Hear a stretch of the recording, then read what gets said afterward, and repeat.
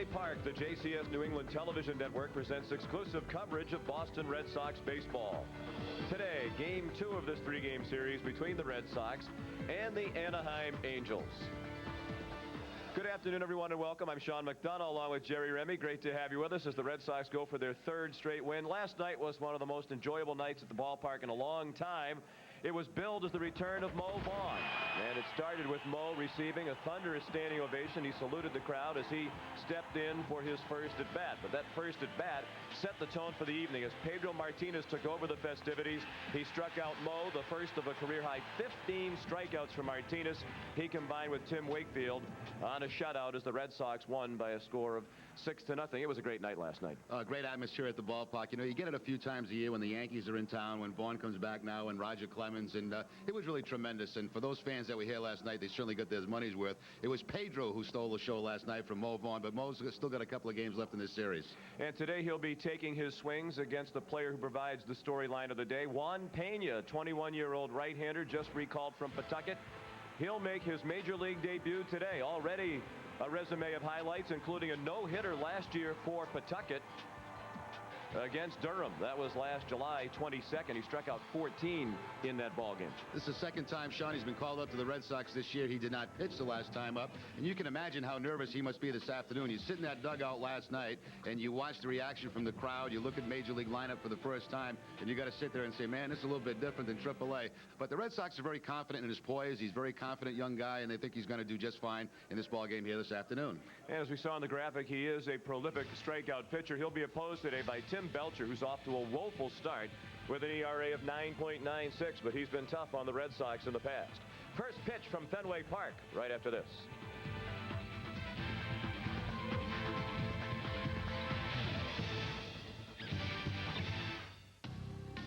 Over the years, a lot of Boston Red Sox baseball is brought to you in part by Southwest Airlines. With fares so low, you have the freedom to go places and do things you never thought possible.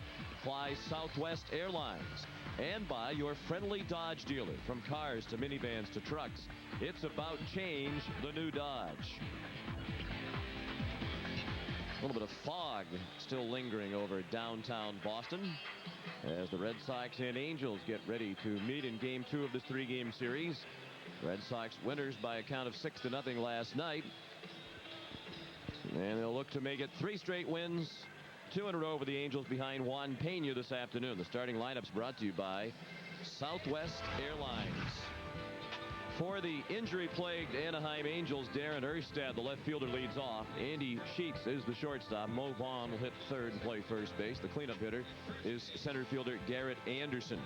Troy Gloss, the third baseman, third in the American League with 19 extra base hits. He'll hit fifth.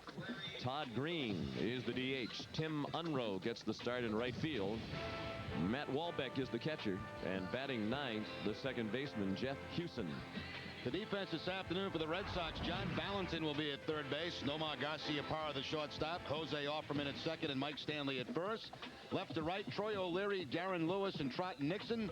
Scott Hatterberg behind the plate. And on the mound, right-hander Juan Pena, just called up from Pawtucket. He made 5 starts for the Paw Sox. Had a record of 3-1, 4.51 ERA.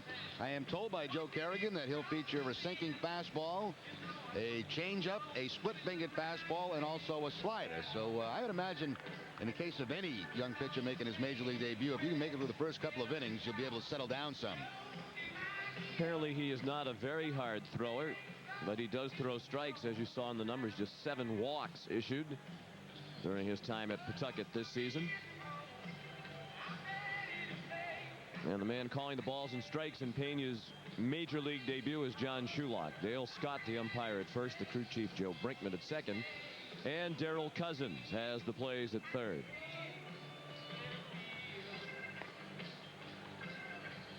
And Mo Vaughn, without anywhere near the hoopla that surrounded last night's game, ready to go to work here today. He said last night he just wanted to get the first one over with and go back to the business of concentrating on playing baseball, and that's a little more easily done today. Cloudy, a little bit of fog, but the lights are not on here at Fenway. Very little breeze. And another cool day in early May as Darren Erstad leads off, hitting .248, 3 homers, 11 runs batted in. Pena's first pitch as a major leaguer is a strike. 57 degrees the game time temperature. The wind off the water from the east at 9 miles per hour. The first pitch at 107. The second pitch popped up in shallow right. Trot Nixon makes the catch. Trot's showing some sock out there in right field today with the stripes. Yeah, those are the rules in the old days. You had to show one of those blue stripes on your uniform, and he's taking it to another level today, showing a couple of blue stripes. 2 pitches and 1 out for Pena. Andy Sheets hits it right at the shortstop Garcia Parra. On to Stanley for the out.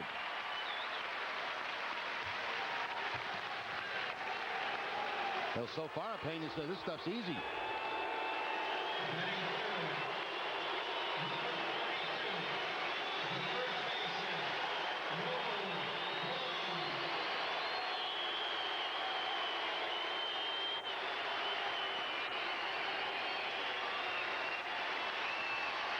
More of a mixed reaction today for Mo, although again more cheers than boos in his first at bat. Some of the fans on their feet, just about all of them were on their feet last night. But then they hooted at him the rest of the night, letting him know when he first came up, we appreciate what you did here, and then letting him know the rest of the night that he is now officially the enemy, hitting .259, 4 homers, 13 runs batted in. 0 for 4 last night was Vaughn. Pena missed outside, evening the count at 1-1. Red Sox put the shift on Vaughn in the infield. 3 guys on that right side. Just Valentin left at shortstop. And in the outfield, they're round the other way, knowing that Mo can't hit the ball off the wall and left. Pena dropped in a nifty strike, 1-2. You see the center fielder Lewis several steps toward the gap in left center. Nixon very deep in right. Pena trying for a 1-2-3 first, and he strikes out Mo Vaughn. A terrific start to his major league career for Juan Pena. After a half inning, the Angels nothing, and the Red Sox coming up.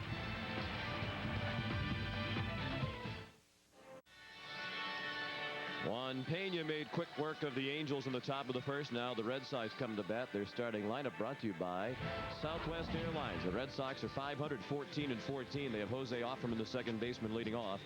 John Valentin is the third baseman. Hitting third, the DH, Reggie Jefferson. The cleanup hitter, the shortstop, Nomar Garcia Parra. Troy O'Leary is in left field and hitting fifth. Mike Stanley had another big night last night. 3 for 4 with 3 runs batted in as the first baseman. Scott Hatteberg returns for the first time since coming off the disabled list. He'll catch and hit 7th. Darren Lewis returns from his 3-game suspension. In center field batting 8th, and the right fielder Trot Nixon will hit 9th. The Angels are 4th in the league in defense. They've made 20 errors in their 30 games. It'll be Troy Glass at third base, Andy Sheets the shortstop, Jeff Houston at second, and Mo Vaughn at first. Left to right, Darren Erstad, Garrett Anderson, and Tim Unroe. Matt Walbeck behind the plate, and on the mound, right-hander Tim Belcher. He has had his struggles, 1-2 on the year, 9.96 ERA. That win coming against the Seattle Mariners in his 3rd start of the season. But he usually does very well against the Red Sox. He is 7-3 with a 2.85 ERA in his career against Boston ball clubs. Talking with Steve Physiak, one of the Angel broadcasters, before the game, he said in just about every start for Belcher, he's done pretty well until the 5th inning. And then the 5th inning always seems to come apart for him. Let's see if that history repeats itself today. He's already allowed 9 home runs on the season. He was 14-14 last year with the Kansas City Royals. Belcher's first pitch to Jose Offerman is a fastball for a strike. Jose hitting .354. He's 4th in the American League in batting average. He has 1 homer and 13 runs batted in. These two were teammates with the Kansas City Royals, Belcher and Offerman. And the count is 0-2 after the foul ball straight back. Remember a year ago, Sean, there was a lot of talk about the possibility of Belcher ending up with the Red Sox in the second half of the season.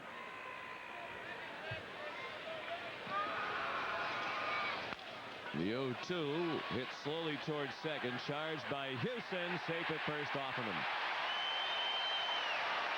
That's a hit. And Jose's now had at least one hit in 25 of the 29 games this year. It's almost like a perfect drag bunt to the second baseman. The only play for Houston is to try to shovel that ball out of the glove, and not in time to get Offerman at first base. Almost stepped on the foot of Mo Vaughn as he's hit that first base bag, and sometimes that's how you see ankles get twisted. When Houston went over and had a collision with Vaughn. So Offerman, a good runner, is at first. And John Valentin looked at ball one. He's hitting .215. 4 homers, 19 runs batted in.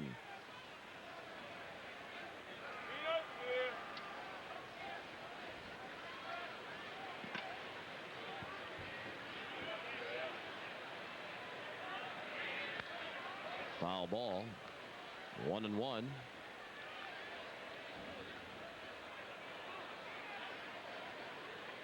Valentin had an RBI last night with a sacrifice fly in the third, picked up another RBI with a double in the seventh and scored a run. He was 1 for 3. 19 runs batted in, a pretty healthy total given the .215 average. Out of play to the right. 1-2. One thing that's been in Valentin's favor, the fact that Offerman's got off to a tremendous start and been on base quite often. A lot of times stealing second base and getting the scoring position. Jose's the Red Sox team leader in stolen bases with 7. That's good for 6th in the American League. Tied for 6th. Tom Goodwin of Texas leads the American League with 14 stolen bases. The ball just a little bit up and in.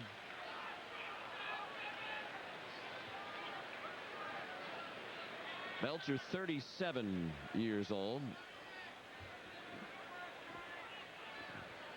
Solid 6'3", 225 pounds, an Ohio native. In his 13th major league season, he steps off and lobs one over to first.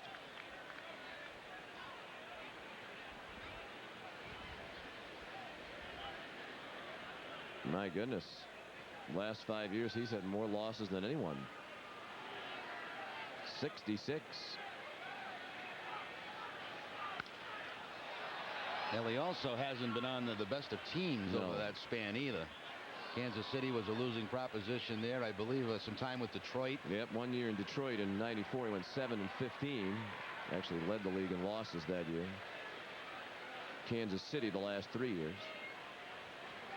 He's had double figures in wins each of the previous 4 seasons.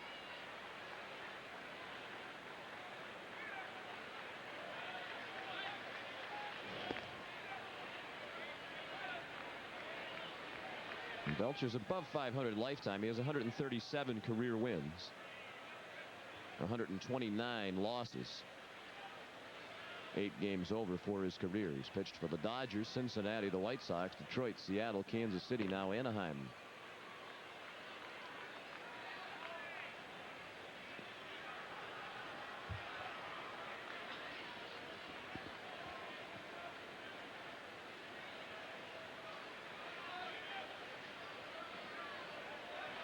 The pitch off speed and well hit in right center, but Unruh is there to wave away Anderson and make the catch. Tim Salmon still bothered by a sprained wrist, so Unruh gets the start in right field. Batting third, number 18. Big part of their offense out of the game. Salmon, 347 hitter. He had 7 home runs, not in the lineup with a bad wrist. And also Randy Velarde with a bad back. He also is swinging bat well for the Angels, so a good part of their offense not able to play. You mentioned last night Jim Edmonds will miss most of the year in all likelihood. .295 the average for Jefferson. Reggie has 2 homers, 4 runs batted in. He waited while Offerman drew a throw. No score in the first. Juan Pena making his major league debut. Had a 1-2-3 top of the first. Now it's Belcher working to Jefferson with a man at first as Pena watches.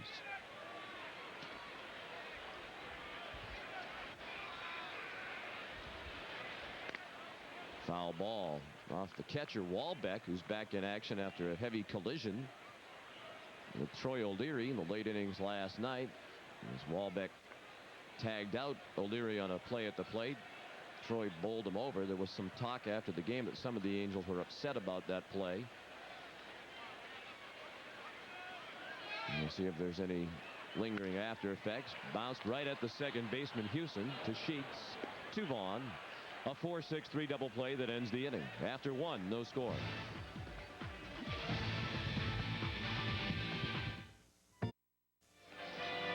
Back at Fenway, no score after one inning between the Angels and the Red Sox. Well, Red Sox fans come to friendly Fenway next week as Ken Griffey Jr. and the Seattle Mariners will be in town for a 3-game series. Tickets still available and can be purchased at the Red Sox ticket office or by calling 24-hour Touchstone Ticketing at 617-482-4SOX. That's 617-482-4SOX.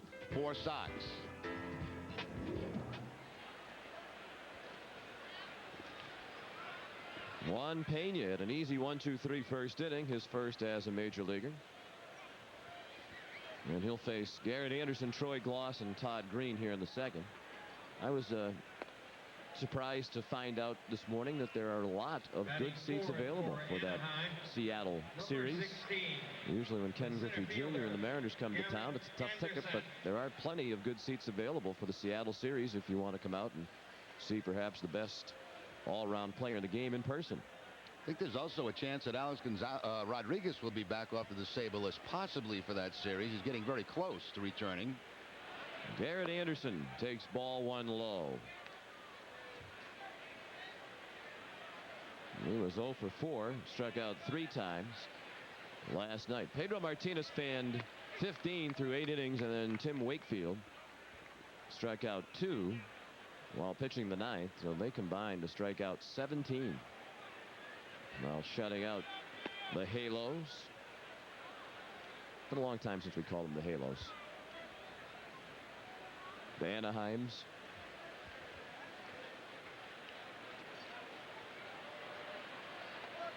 And Pena misses low. Juan's from the Dominican Republic.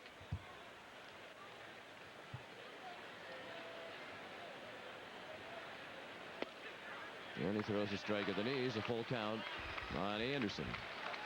You got a great story, Sean, about what he did last offseason for a job. That's right. He worked with the ground crew down in Fort Myers at the Red Sox complex down there this past offseason. Anderson hits it in the air in center.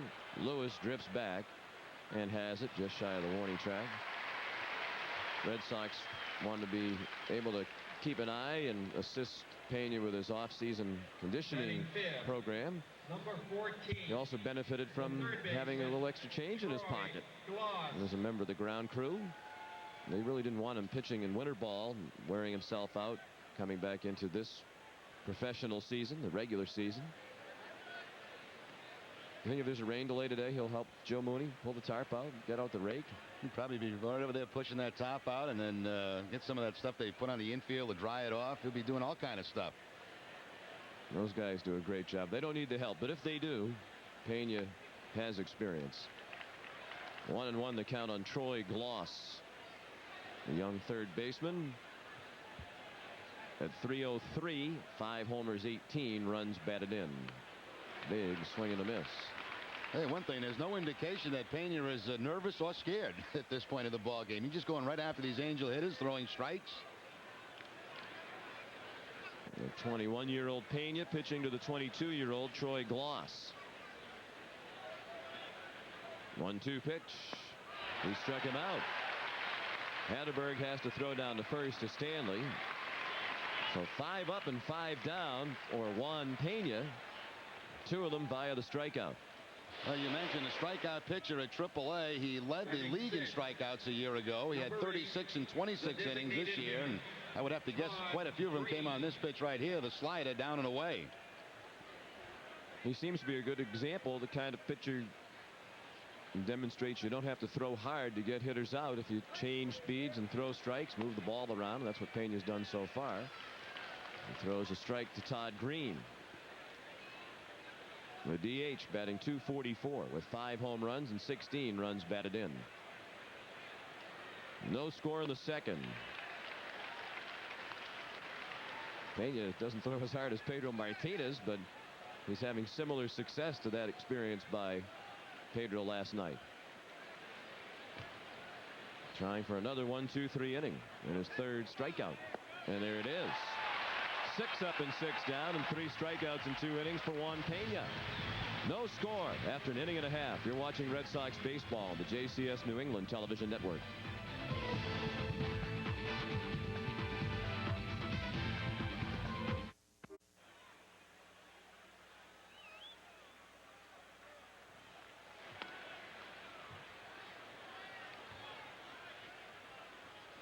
No score after an inning and a half. The Angels still looking for their first run in the series. Red Sox looking for their first run today in support of Juan Pena.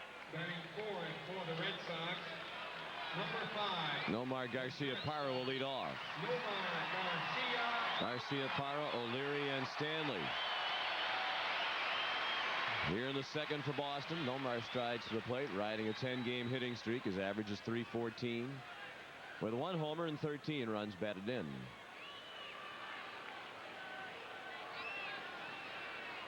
Well, Nomar is very superstitious. Going through his many rituals. He bangs one right back off Belcher. And that's a base hit. And an 11-game hitting streak for Nomar. The Angels are out to make sure that Belcher's okay. He turned his back and looked like he got it somewhere on the back.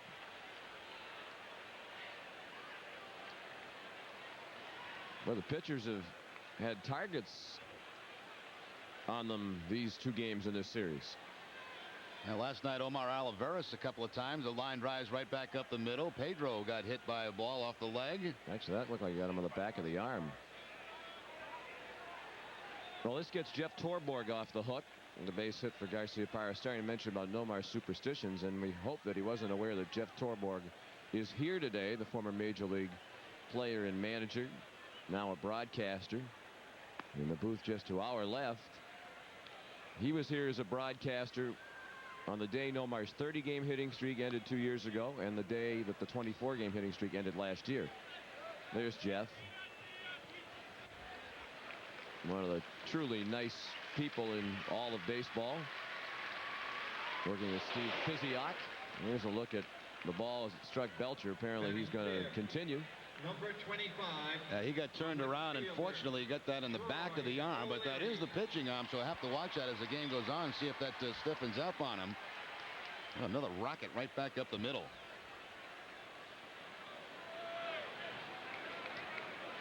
And the lead man on for the second straight inning. Troy O'Leary takes the ball up and away. 274 for O'Leary, a team high 7 homers, 19 runs batted in. He's tied for the team lead in runs batted in with John Valentin. Sun trying to peek through the clouds here at Fenway as Garcia-Parra went diving back to first. 2 steals for Nomar without being caught.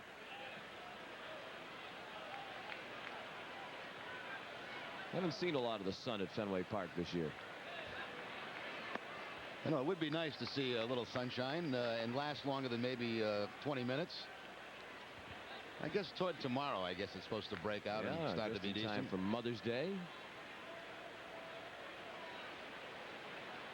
A little bit warmer tomorrow is the forecast. A ball low. Talking about showing some bad feeling with some of the Angels by that slide last night by O'Leary, but after the play we saw Wallback go over, tap O'Leary on, almost like saying, you know, nice effort. Yeah, give him a little pat on the back.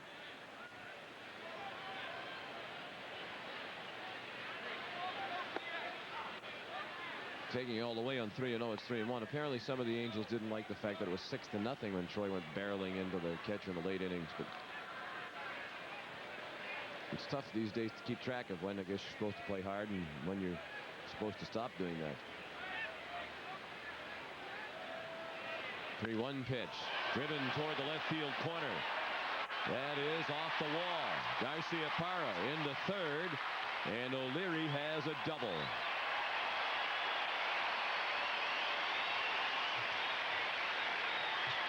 Five doubles now on the season for Troy O'Leary, and once again using that opposite field. O'Leary's certainly strong enough to take advantage of that left field wall here at Fenway Park. He'll take the pitch that's away. Just go with the pitch. Off the wall in that left field corner for the two-base hit.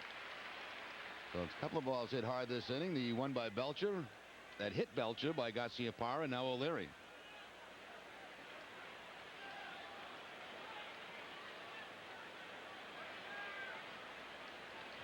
Two men in scoring position now for Mike Stanley. He takes a strike. Stanley drove in 3 runs last night while going 3 for 4 to raise his average to 329. 13 runs batted in for the year for Mike. 1 home run. In the dirt, blocked by the catcher Walbeck.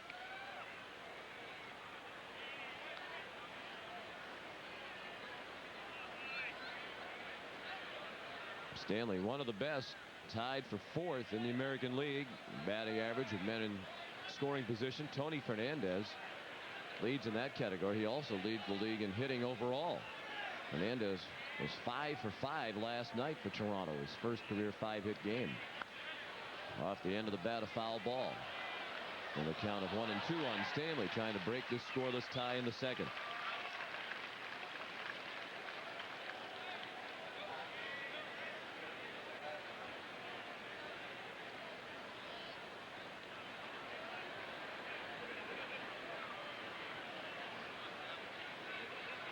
The 1-2 from Belcher. He struck him out. A big strikeout for the veteran right-hander. The first out of the inning without the runners advancing. Stanley's always had problems in his career against Belcher. A 190 batting average coming into this at bat. He'll keep that fastball away and pick up the big strikeout. Number 10, the catcher, Scott Hatterberg. Angels leave their infield back with the 1 out and 2 men in scoring position. The exception of third base, where Troy Glass is about even with the bag.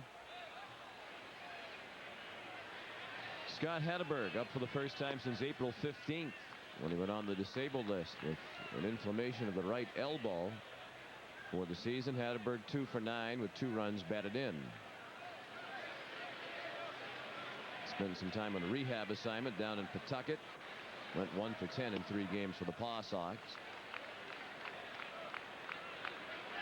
2-0. Scott missed 20 games with the elbow injury while he has been out. Jason Varitek has done virtually all of the catching, and he's done a terrific job. Rare day off for Varitek today. 2-0 pitch is a strike.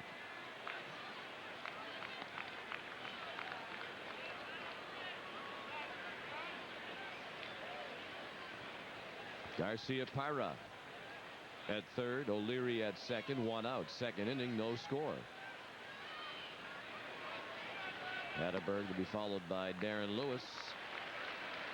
3-1 now on the Red Sox catcher. There's Lewis.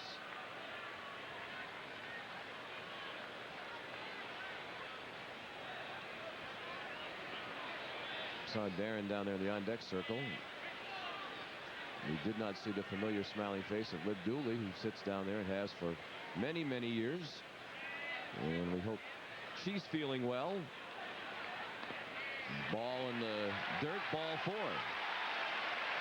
We understand she's been a little bit under the weather lately, but we're also told that she may return to her familiar perch down there in the front row later in the homestand, and that's good news. Yeah, looking forward to seeing her back at the ballpark. Hopefully on a couple of the road trips. She usually makes about 2 or 3 a season. There's a report going around. We may see her in Toronto next weekend, and that'd be great. That's one of her favorites, Toronto. I believe her family has had those seats down there for 55 years.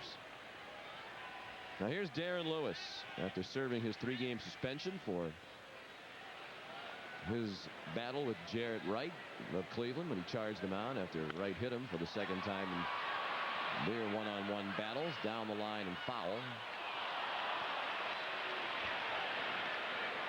Obviously Lewis did not appeal his suspension, but apparently when the time comes and they get to New York, he is going to have an audience with Gene Budig. He wants to talk about the fact that this is twice now that Wright has hit him up around the head. And I imagine Darren wasn't too pleased about the aftermath too, when Wright was screaming at him and pointing at his head. Great numbers for Lewis in his career with the bases loaded. A .404 average, 1 grand slam. 1 strike pitch. Looked like he got a pretty good pitch to hit, a hanger about letter high, and he fouled it off. Lewis just finishing his suspension. Real Cormier now what, in day 2 of his. So he'll be back and ready for the Seattle series here at Fenway. Lewis trying to break this scoreless tie with the bases full. He pops it up, not very high in the air. It'll be close for Wahlbeck. And he didn't get there. Fan reached over and caught it. But no interference because Wahlbeck wasn't close enough to the ball to make a play. That didn't get very high in the air. Wahlbeck checking out just how far he is from that wall, and there's no way he was going to be able to reach that. And that's why Shulock did not call fan interference on that play. If he's camped under that, though, and that fan reaches over, they'll just call the batter out. Belcher could use another strikeout. He struck out Stanley for the first out of the inning with men at second and third. Now the bases are full with one out. The 0-2 pitch to Lewis. Hit in the air and right. Should be deep enough to score Garcia Parra. The lead 2 runners are tagging. Unruh throws toward third. It's cut off. Garcia Parra scores. And the Red Sox lead 1-0. 6th RBI of the season for Darren Lewis. Well, you'd always prefer the base hit, but you'll certainly take the sacrifice fly and get one of those runs home. Lewis put a pretty good battle on Belcher. Made a nice pitch on him. The ball that he fouled off that Wahlbeck could not get to. Got another chance and delivered with the sacrifice fly to right. 6th RBI in the season for Lewis. Now Trot Nixon. With Bennett first and third. O'Leary tagged and took third. Hatterberg's at first. Nixon takes a fastball for a strike. Trot's hitting 155, 2 homers, 5 runs batted in. He's put together a modest 3-game hit streak with 1 hit in each of the last 3 games. One run on 3 hits for Boston.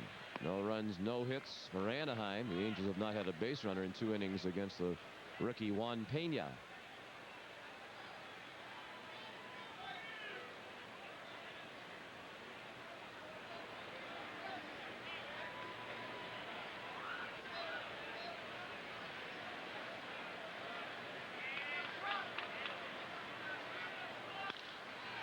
Chopped to second, right at Houston. He flipped to Sheets for the out that ends the inning. The Red Sox get a run and strand 2.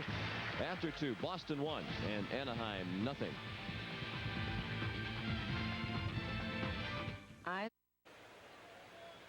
Back at Fenway Park, it's a 1-0 Red Sox lead after 2. Well, at the John Hancock All-Star Fan Fest July 9th through the 13th, you can experience baseball in ways you've only dreamed about. Fan Fest tickets are on sale now at the Red Sox ticket office and by calling 617-482-4SOX. Be a part of the 1999 All-Star experience. I'm going to take that in. That's going to be going on the entire weekend. And into All-Star Week, July 9th through the 13th. Number 36, the right fielder, Tim Unruh. All kinds of activities associated with the All-Star game. We'll be telling you about them as the All-Star game draws nearer. Here's Tim Unruh, the right fielder, in the absence of Tim Salmon. Unruh hitting .389. A homer and 2 runs batted in. He has 7 hits this year in limited playing time. He took strike 1. Juan Pena was not allowed a base runner through the first 2 innings. He has struck out 3. Good movement downward on that pitch. 0-2. It might have been the split-fingered fastball from Pena. He, as we mentioned, features both the changeup and the splitter. That ball going down and in on the right-handed hitter. The 0-2 pitch. Strike 3. What a performance by Pena. That's 3 straight strikeouts. He's fanned 4 of the last 5 Anaheim hitters. Once again here, he'll go to the slider outside corner and off the outside edge to pick up the strikeout. Like the Angel hitters are having a little difficulty picking up the pitches from Pena. He works quickly.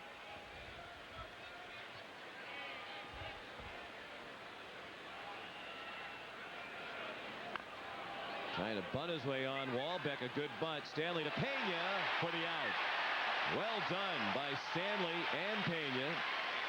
It was a good bunt by Walbeck. The catcher almost caught the Red Sox by surprise, but they made the play for the second out of the inning. And again, Pena really in this game. I mean, there you see him break right away over to first base. The out of the glove feed by Stanley, and doing his job by covering first base. Number 5. Here's the difference when you drag bunt. Maybe 2 more steps to the right of Stanley. That's a base hit. Look at those numbers. 24 pitches, 19 of them strikes for Pena. 8 up and 8 down for Anaheim. 1-0 Boston in the third. The number 9 hitter Jeff Hewson takes a strike on the outside corner. The veteran hitting 188. No homers or runs batted in. He's 6 for 32 for the year. 1-1 now.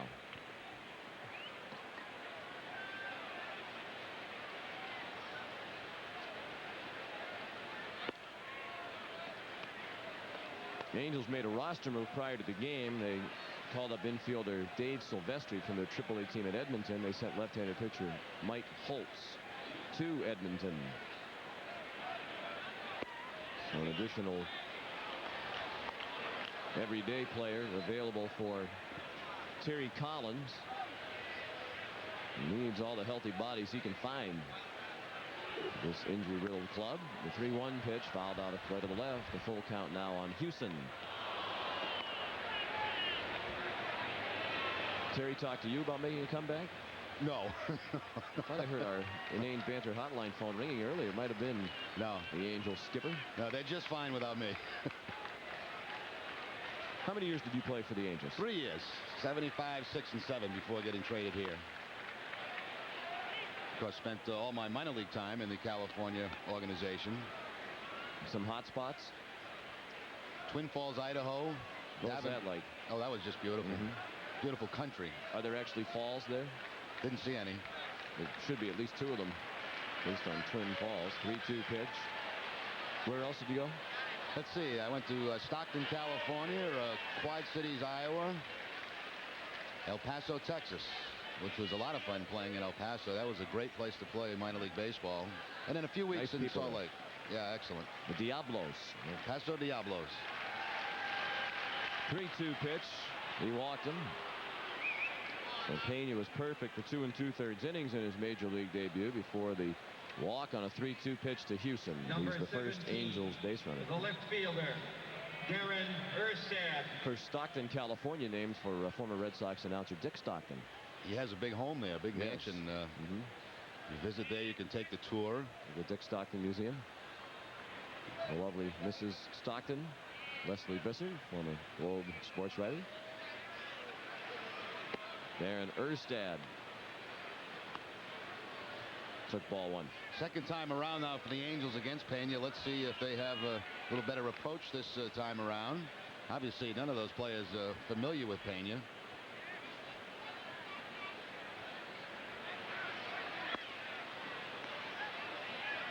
Two 2-0. Erstad fly to right. His first go round with Pena. Career .333 hitter in this ballpark in 10 games. Considered to be one of the bright young up-and-coming stars in baseball, Darren Erstad. Off to a slow start this year.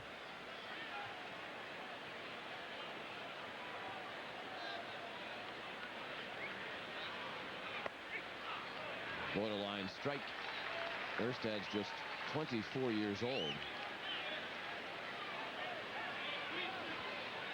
We had Rick Helling the other day. I believe it's from Fargo, North Dakota, yes. And I think the same area where Darren Erstad is he from. lives in Fargo. Born in Jamestown, North Dakota. Graduate of Jamestown High School. He drives one to right center. Nixon can't get it. It's off the wall. Hewson being waved around, and he will score as the throw got passed off him and was backed up by Garcia Parra. Erstad's double is the first Anaheim hit, and it's tied the game at 1. It's one of the few bad pitches that Pena's featured this afternoon. It was something off speed that stayed up in the zone right there on the outside corner. But when the off-speed pitch stays that high, usually it's danger. Red Sox would have liked to see this ball bounce into the bullpen. That would have kept runners at second and third. Instead, it bounces off the wall. And all the way around to score will be Houston, who reached first base on the walk.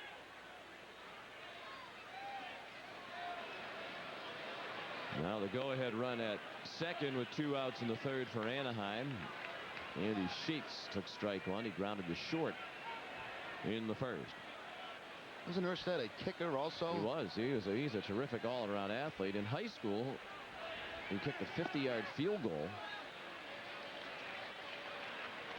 He was on the hockey team at Jamestown, North Dakota High. Scored 36 goals in 26 games one season. He was the state champion in track in the 110 and 300 meter hurdles. Strike three. 5 strikeouts for Juan Pena. He yielded his first major league hit and run. The Angels have tied it at 1 as we head to the bottom of the third at Fenway. Summer is just around the corner. Come out to friendly Fenway and take in a game in this last season of the century. Plenty of good seats are available and can be purchased 24 hours a day by calling Red Sox Touchstone Ticketing at 617-482-4SOX. That's 617-482-4SOX. We'll see you at Fenway. I bet a few folks dialed that number after last night's game. An exciting game. Probably had the ticket line ringing. Between innings, Joe Kerrigan counseling the young pitcher Pena. Red Sox now sell hundreds of thousands of tickets every season over the Touchstone ticketing system or on the internet. Jose Offerman, the top of the Boston order in the third against Belcher. Missed up and in to Jose, who had an infield hit in the first. Now, most of the ticket office sales are a day a game sale. Yeah. They had about 2,000 walk up last night to make it a sellout. And what a night those folks had. Offerman with his 1-for-1 up to 360. 4th in the league behind Tony Fernandez, Derek Jeter, and Frank Thomas. I mentioned Fernandez had 5 hits last night for the Jays. Jeter drove in 5 runs for the Yankees. Little lob down the left field line. Erstad has to back up and play it on a hop. And Offerman is 2 for 2. Just seems like he's on base every time up. There's a guy in the other dugout, the hitting coach for Anaheim, Rod Carew. That swing there reminded me a little bit of Carew, who would just place the ball, it seemed like, anywhere on the field he wanted to. This pitch away from Offerman. He'll just slap it down to that left field side and pick up the base hit. Here's Rod Carew. What a hitter. Yeah, boy, oh boy. 328 lifetime average for Rod Carew. 19 years as a major leaguer. He was just about impossible to defend. He would hit the ball all over the field, had the power to hit a home run, would drop a bunt down with 2 strikes down that third base line for a hit. He could do everything. Valentin flied to right his first time up. We looked at ball 1 from Tim Belcher. Offerman runs. He hit and run executed perfectly. Base hitter right for Valentin. On to third goes Offerman. You said it last night. It's so true. Valentin is a much better hitter when he uses the right side of the ballpark. Yeah, when he works from right center field over, he is a much better hitter, and this is perfect here. Second baseman on the hit and run covering second. Valentin finds that open hole and picks up the base hit. When he does that, he keeps that shoulder on the ball quite a bit longer, and of course that's what every hitter tries to do.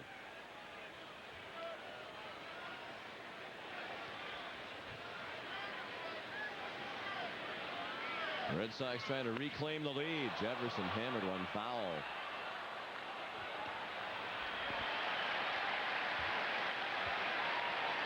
Reggie bounced into a 4-6-3 double play that ended the first. 1-1 the score. The Red Sox out hitting the Angels 5-1. That run in the top of this inning, the first run of the series for Anaheim. Look out. Oh my goodness. Reggie, who was beaned last year, stops and says something to Belcher. That had to bring back unpleasant memories of last year when he got hit in the head in the game down in Fort Lauderdale against the Florida Marlins, and that was the beginning of the end of the season for Reggie. There's certainly something that Belcher's not trying to do in that situation. First and third, he wanted to come up and in on Reggie, but got him off the shoulder. And you're right, Sean. I'd imagine every time a play has been hit in the head, it has to bring flashbacks every time there's a pitch close. So now the bases are loaded with nobody out for Nomar Garcia-Parra, who had an infield hit, a ball that hit Belcher last inning. Gets one down to third. Here comes a throw to the plate. They tag Offerman out for a double play. Loss stepped on third and then alertly threw home to Walbeck, who had to apply the tag on Offerman. He did. With a slower runner down the line, this was almost a tailor-made triple play ball off the bat. Could have went either way, right? Could have tagged third, gone to second and first, but he made a fine play. Throws it inside Offerman. Walbeck gets it in time, blocks the plate, and applies the tag. Nice heads-up play by Troy Glass, the third baseman.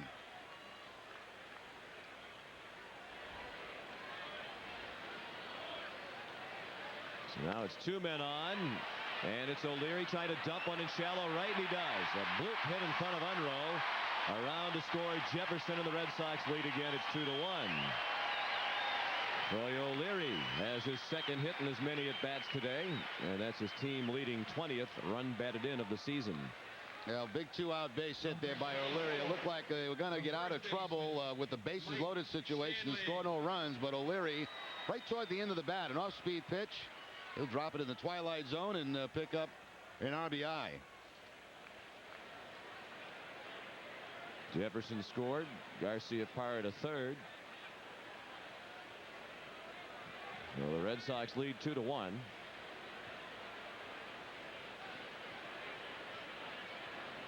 Belcher got off lightly last inning when the Red Sox had second and third and nobody out. Bases loaded and one out, and scored just one run. Looked like they might squander the bases full nobody out situation completely before that big hit by O'Leary. Now a chance to extend the inning for Stanley, who took a fastball high.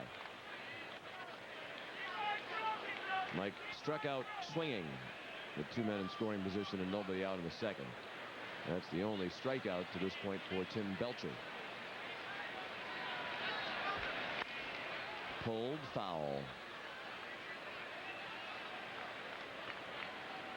Our guy's back, Sean. Anthony from Fitchburg State.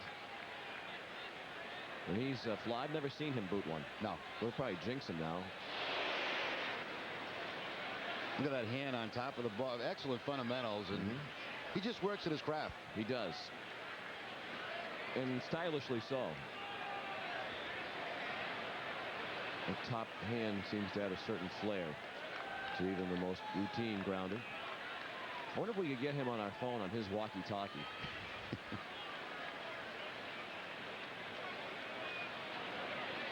1-1 pitch fouled off the end of the bat. 1-2.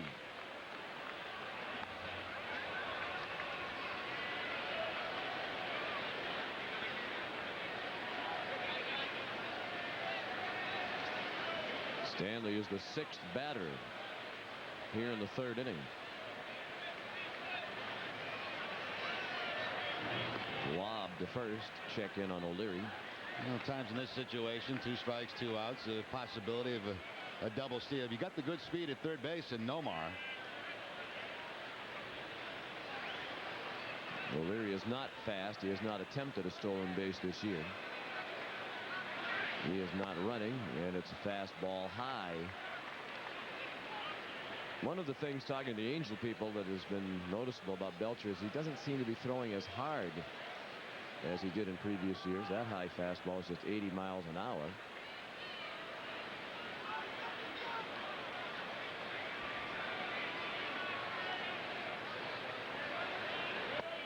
Strike 3.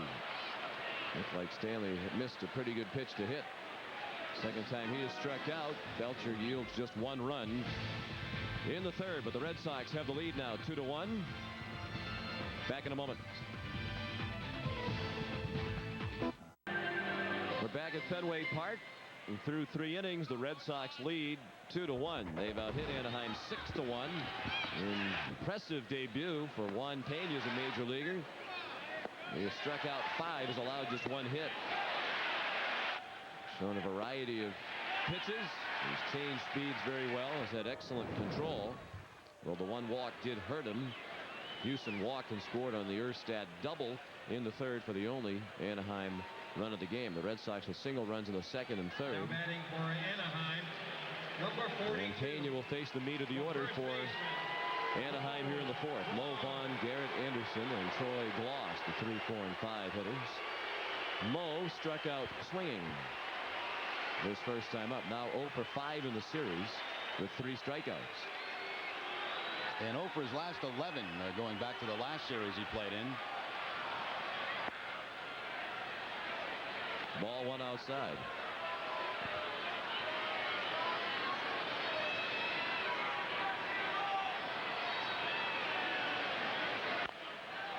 Little dribbler foul. Let's pause for station identification. You're watching Red Sox baseball on the JCS New England Television Network.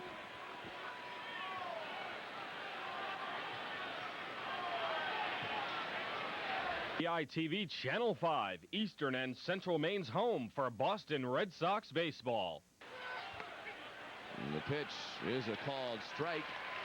You know, it was boxed around a bit by Hatteberg. 1-2 on Vaughn. As Jerry mentioned, he's been in a slump.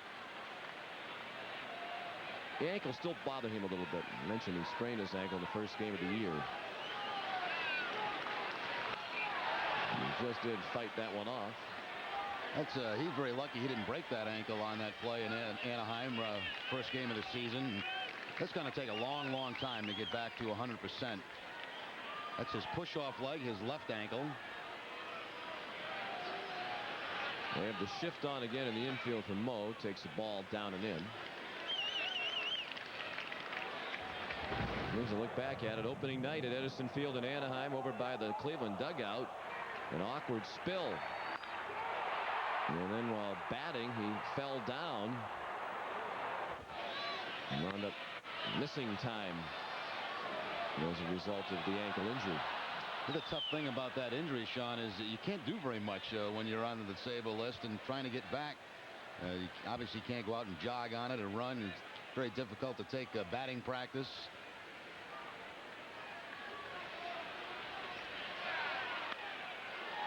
With the shift on, he hit it right into the middle of that shift, often in between Stanley and Garcia Parra. On the right side, 1 out. Pena jammed him that time. Got that fastball inside on Vaughn. The center fielder, Garrett Anderson. Big guys like to extend those arms. That time inside and really tied up Mo with that ground ball to second base. Pena's first pitch to Garrett Anderson is outside and low. Anderson flied to center his first time up. The Red Sox lead 2-1. The 21-year-old rookie Pena making his major league debut, handling himself very well. He missed low again, 2-0. Get some very special birthday wishes you want to get out, don't you? One of the all-time great Red Sox fans tuning in today, Catherine Healy, watching in Yarmouthport down on beautiful Cape Cod, celebrating her 90th birthday. Watches all the games. Her nephew is one of our favorite people, Jack McCormick. Does such a great job handling all sorts of important situations for the Red Sox, including travel, and he is an ace and a great guy. And she's a wonderful lady, and we hope she's having a happy birthday. She's certainly enjoying watching Juan Pena pitch today. He has struck out 6, 2 down here in the 4th. Again, it looks like this may be the splitter going down and away from Anderson. You have to tell a straight change or a splitter, but certainly plenty of movement on it. Well, he's been very impressive in this early going. I mean, you know, you expect the kid to be nervous, and I'm sure he's nervous, but showing no signs of that on the mound.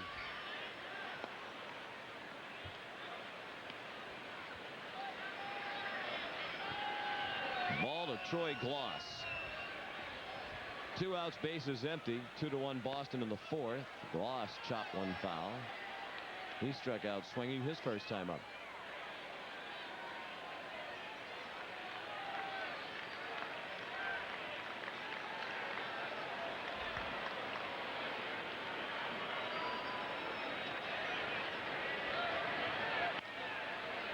Chopped to short. Picked up by Garcia-Parra. Strong throw and another 1-2 for the inning for Pena.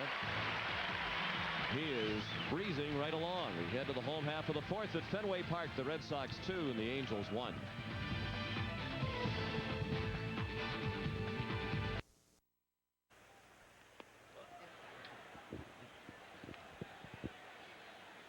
The Red Sox 2, the Anaheim Angels 1 as we head to the home half of the 4th here at Fenway. Let's check the American League scoreboard. Cleveland behind Charles Nagy has a 2-1 lead at home against Tampa Bay in the 3rd inning. David Justice has an RBI single in that game. Detroit has a 6-2 lead on Baltimore, trying to end the Orioles' 5-game winning streak. Greg Jeffries a home run. A 2-run single for Damian Easley.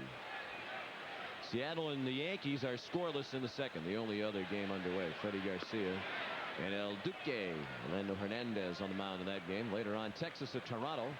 Mike Morgan and David Wells. Oakland and Chicago. Jimmy Haynes and John Snyder. Kansas City is at Minnesota. Jose Rosado against Dan Perkins. Scott Hatteberg, the hitter. 2-0 the count. Hatteberg beginning the 4th against Tim Belcher. Bounced to 2nd. Houston to Vaughn for the out.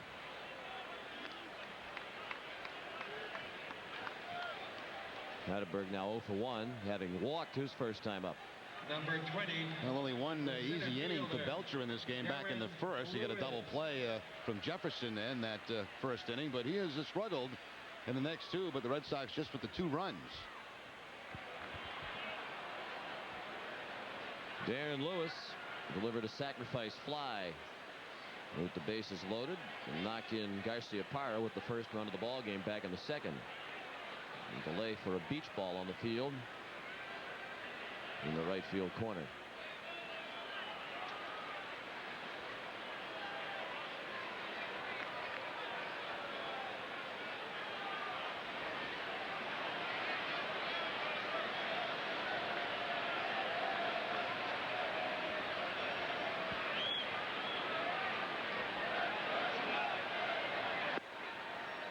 There's a strike. Red Sox doing something very nice with the ceremonial first pitches this year. There's 7 New England teams that won NCAA national titles during the 98-99 academic year. We've seen Jim Calhoun from the UConn men's basketball team. Mark Whipple, the football coach at UMass. They won the Division I AA championship. He threw out the ball. And today, Bill Beaney, the head coach of hockey at Middlebury College, threw out the ceremonial first pitch. Lined and caught by Vaughn. Middlebury men's hockey team won its NCAA record 5th straight Division III national championship this season by defeating the University of Wisconsin Superiors 5-0 in the championship game. So congratulations to Coach Beaney. 5 straight championships for Middlebury College. They were 21-5-1 this year and led the nation in scoring defense. Gave up 1.8 goals per game. You'll win a lot of games when you're playing defense like that. Another beach ball out there in right. Joe Mooney has his best speed man on that beach ball down there. This guy's got some wheels. John Shulock, the home plate umpire, very upset when that second beach ball went on the field. He should just calm down. He was upset last night when the game didn't start as quickly as he would like it to. Must have had a dinner reservation. Nixon drives one toward the beach balls, but not far enough to reach the stands. Unrow the catch. The Red Sox go in order in the 4th. After 4, 2-1 Boston.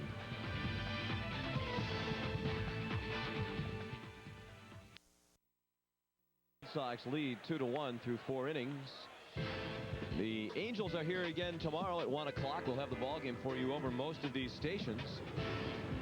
And then the Seattle Mariners invade with good seats still available for all three ball games. Monday and Tuesday night, 7 o'clock starts. Wednesday at 7:30. All three games of the Mariners series on Nesson. And we return to action Friday night from Sky Dome in Toronto at 7 o'clock over most of these stations. First meeting of the season between the Red Sox and the Blue Jays Friday night. Juan Pena's first pitch of the fifth just missed outside to Todd Green, who struck out swinging. His first time up. Pena's been terrific. Has given up just one run on one hit. Green pops it up. Shallow left. Garciaparra ambles out to make the catch. Well, that pitch there has been very good for Pena so far in this game. That slider away from right-handed hitters. He has not made, I think, maybe just one mistake with that pitch. Left it up in the zone, but almost every other one has been in that same spot, right on the corner and down.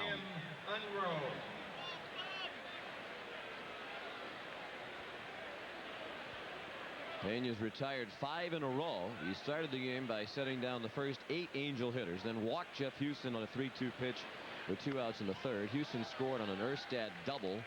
Darren's double the only Anaheim hit. And Pena's retired 5 in a row since. He threw strike 1 to Unroe. Tim struck out swinging his first time up.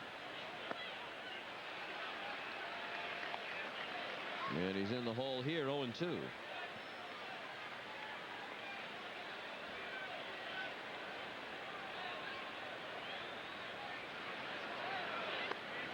The ball low.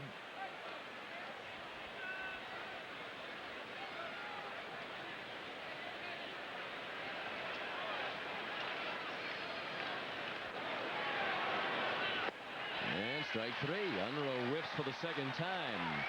7 strikeouts for Pena.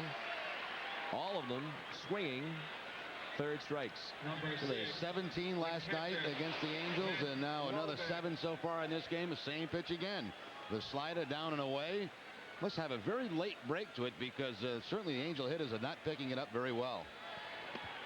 And the 17 strikeouts last night combined for Martinez and Wakefield, only one of them was a called third strike. So 24 strikeouts in a game and a half for Anaheim. 23 of them with swinging strike 3s. Matt Walbeck tried to bunt his way on. Stanley and Pena combined to make a nice play in the third. That was a fastball. That was about 84, 85 miles an hour, so he's certainly not overpowering. And he throws strikes and changes speeds nicely, and he's ahead of Walbeck, 1-2. And what a pleasure to play behind. He works quickly, gets the ball, wants to throw it. The pitch in the dirt.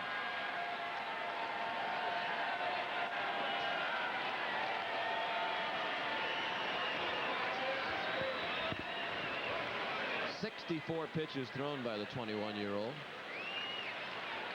44 of them strikes. Walbeck fouled one away. This was supposed to be Wakefield's turn in the rotation. He's going to stay in the bullpen till probably tomorrow, and then make a start next week in place of Saberhagen, who's been put on the disabled list. Wakefield is slated to start Tuesday night, the game here against Seattle. Line to base hit. Just past the diving Garciaparra, sliced away from Nomar. So Walbeck has the second Anaheim hit. He's aboard with 2 outs in the 5th inning. Tried to put him away that time with a high fastball, and Walbeck makes the contact. This is that line drive past Nomar. There was 2 outs back in the third when they got a run. That started with a walk. This time with 2 outs, it's the base hit.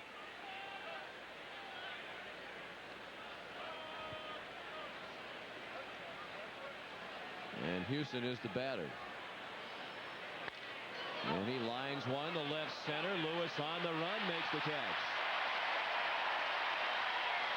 It was slicing away from Darren, but he used his excellent speed to run it down and end the inning. After 4.5, the Red Sox 2 and the Angels 1.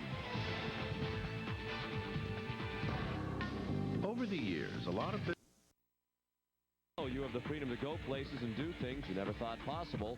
Fly Southwest Airlines.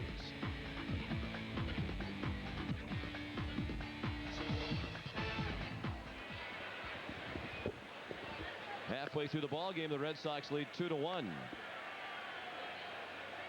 Darren Lewis making a fine play to end last inning. He was shading the hitter toward the opposite field, and of course coming off the bat of the left-hander, the ball slicing away from Lewis. Covered an awful lot of ground. I'll tell you, we see some nice defense in center field the last few games from Damon Buford, and today by Darren Lewis. Now batting for the Red Sox, number 30, the second Troy baseman, O'Leary Jose Offerman. offering his congratulations to Lewis on the nice play.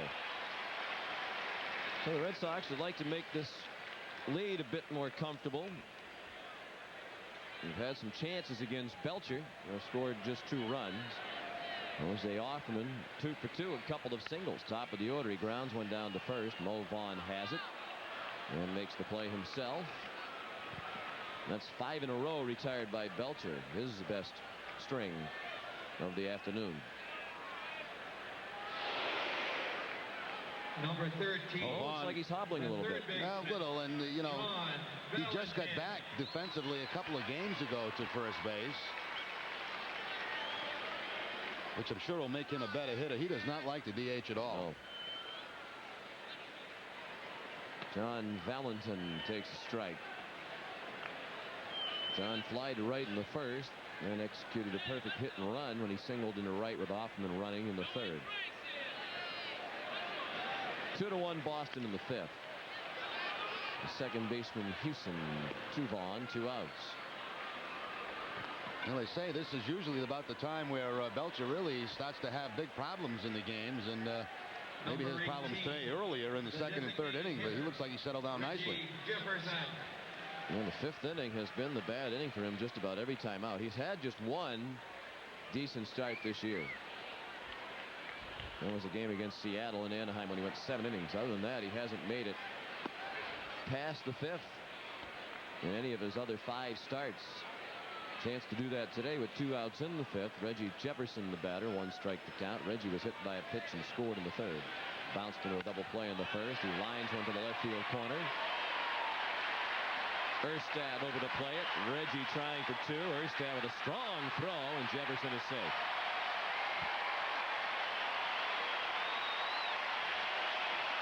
Well, remember last at bat when Belcher came up and in and hit Jefferson on the shoulder. The first 2 pitches in this at bat away, and that's really where Reggie likes the ball. Right down that left field corner. Nice play by Darren Erstad all the way in the air, but Jefferson beats it for the double. 2-out double. Reggie getting the word from Dave Joust, the first base coach, to continue on to second base.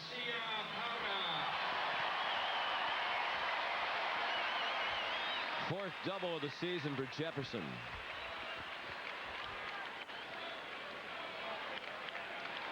Here's Nomar at an infield hit and scored in the 2nd when he had a line drive that hit the pitcher Belcher off the back of his right arm, the upper arm.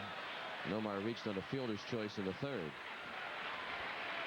And he hit into a double play with the bases loaded. A 58-footer that skips past Walbeck, and on to 3rd goes Jefferson. Wild pitch charge to Belcher, his first of the day. And Belcher threw that one almost directly into the ground. That bounced way out in front of home plate. Nice block by Walbeck, but it deflects far enough away where Jefferson can get to third base now with 2 outs.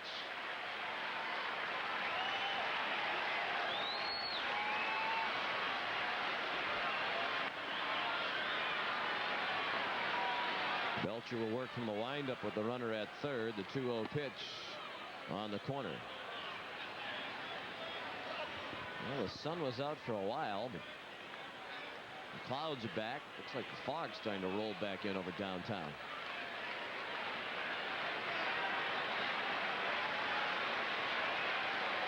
Breeze is picked up a little bit, blowing in right now from center field. Nomar chased one low, evening the count at 2-2. There's some of the clouds and fog over downtown. He returned to Boston from that last road trip, Monday night from the West Coast, and it's been fog every day since we've been back. It was really thick last night and this morning over by the waterfront. The 2-2.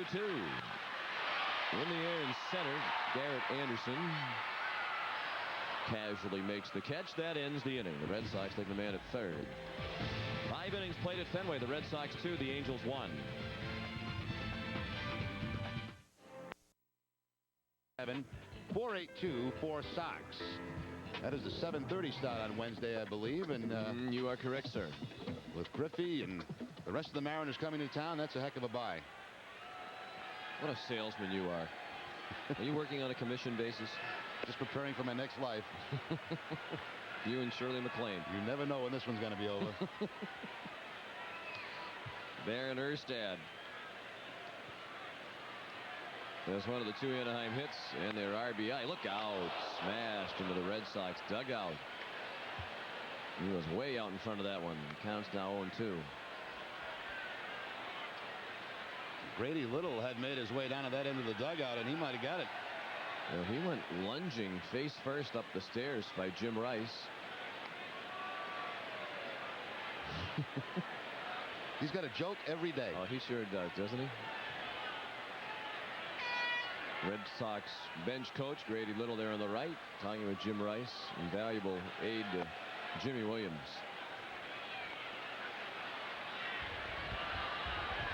Tell you what, if I owned a team, he'd be high on the list of guys I want to talk to hire a manager. He certainly put his time in. He had a number of years as a minor league manager in the Atlanta organization.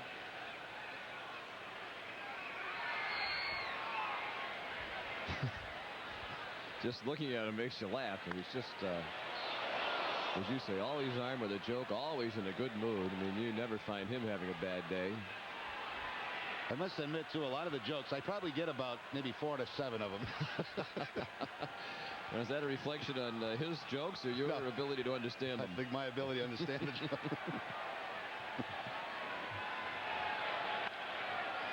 In the air and left. O'Leary drifting toward the line to make the catch. 1 out.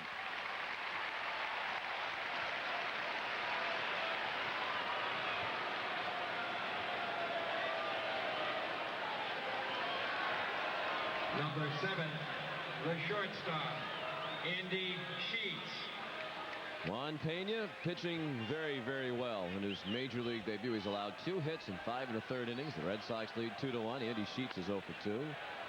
He sends that out of play to the right.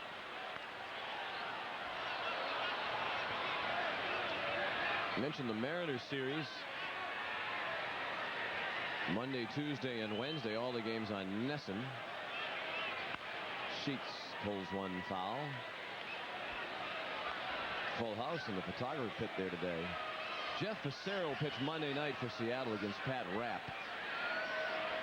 Jamie Moyer and Tim Wakefield, the pitching matchup Tuesday night. Mac Suzuki and Pedro Martinez on Wednesday. On the off day Thursday, the Red Sox are in Toronto Friday. Swing and a miss. Sheets strikes out. 8 strikeouts in his major league debut for Juan Pena. Number 42. Well, it's tough to follow the act last night of Pedro Martinez, but certainly the rookie Pena doing the best he can do. Another slider, that one well off the plate. And again, I think these right-handers are having an awful tough time picking up that breaking ball from Pena.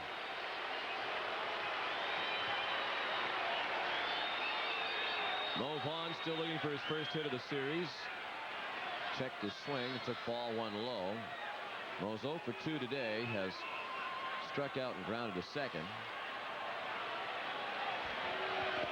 0 for 6 in the series. Has only had the ball out of the infield once. That was on a fly ball to center last night in his last at bat against Martinez in the 8th inning.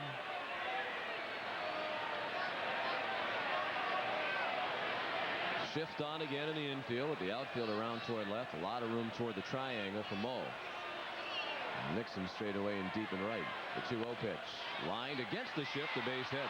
Past Balanson, the only infielder on the left side. So Vaughn has his first hit. Breaks up an 0 for 12 for Mo going back to that Detroit series. Number 16. Fastball off the outside edge, just past the glove of Balanson, who was in that shortstop position. And I think that would have been a hit even if they didn't have the shift on. That's ordinarily just about where the hole is on that side. Yeah, very seldom does Mo go to the left side of the infield on the ground. He'll go out to left field in the air, but very seldom on the ground. That's why you see most teams put that shift on Mo.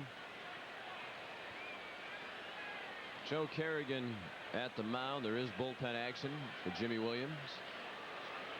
Derek Lowe has started throwing. Pena Pena's thrown 79 pitches. He averaged about 5 innings a start in his 5 outings at Pawtucket. He pitched 26 innings over 5 starts.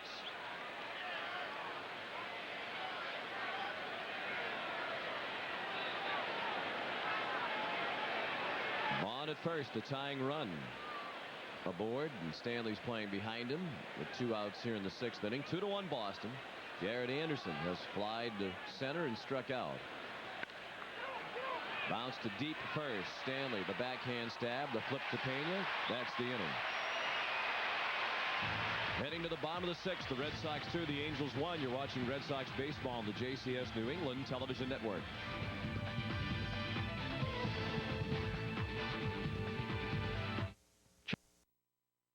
Getting ready to come up in the 6th. On the scoreboard, Tampa Bay now has a 3-2 lead over Cleveland. It's Detroit 7 and Baltimore 4. The Orioles got back-to-back solo homers from Mike Bordick and Charles Johnson. And Seattle on a Tom Lampkin homer, his first of the year, leads El Duque and the Yankees. The rest of the action in the American League later on. Troy O'Leary working on a perfect day. He took ball 1 low. Troy doubled to left and was stranded in the 2nd. He singled to right to knock in a run with 2 outs in the 3rd. That run is the difference in the game. A strike.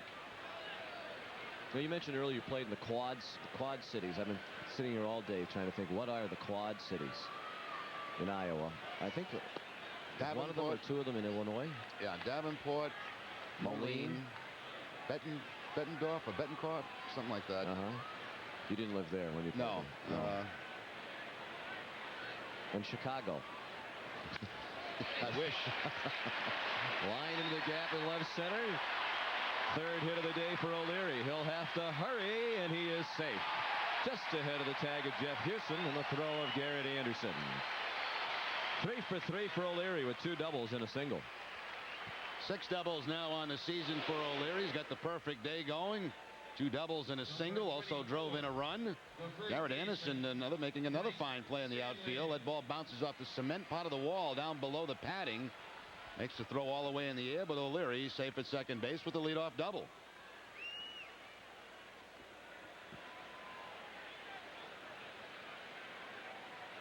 Red Sox trying to pad the lead. They haven't led by more than a run. Twice they've led by 1-0. Then it was 1-1. Now 2-1. Stanley has had a tough time in his career against Belcher, and that's continued today. 0 for 2 with a couple of strikeouts. Belcher has just 2 strikeouts, both at the expense of Stanley. Good stop by Walbeck on another ball well short of the plate. How about Rock Island, Illinois? Was that one of the that sounds familiar, yeah. Quad Cities? Yeah, it was going to be Tri-Cities for a while, but I think you might have had it. We think we might have come up with the other one. If not, that's our story, and we're sticking with it. Maybe somebody from the Quad Cities watching via satellite today could call in on the Inane Banter hotline. If only we knew the number. It's a good thing we don't give out the number. We'd be swamped with calls.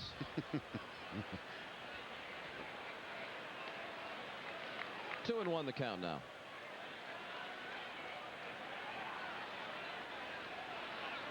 Action underway in the Anaheim bullpen. They have a left-hander and a right-hander throwing out there. Stanley chased the ball, it seemed. Mark Petkazik and Scott Schoenweiss.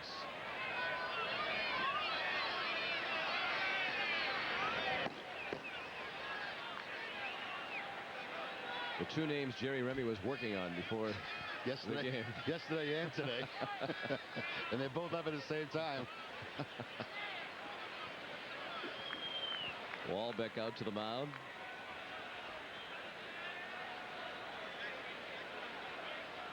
There's the pitching coach, Dick Pohl.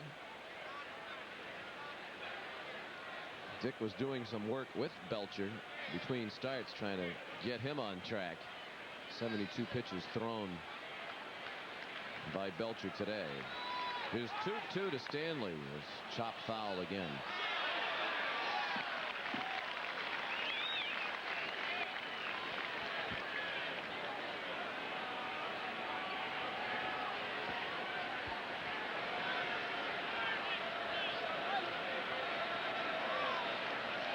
Jerry Collins and the Angels begin the day in last place in the West at 13-17. Only 2.5 games out of first. Texas is in first place at 15-14.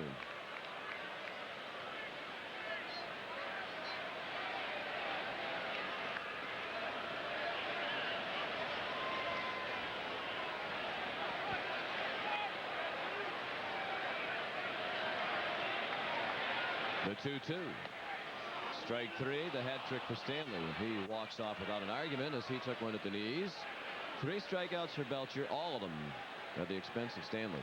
Well, there are certain pitches that just give you trouble, and in Stanley's case, Belcher has been that way for his career. We mentioned 190 coming into the game. He's got him 3 times to strike out now in this ball game. You have the guys that you hit well. And you also have a bunch of them that you don't hit well, and certainly that's the case with Stanley against Belcher. Ball 1 to Scott Hedberg, who walked in the second.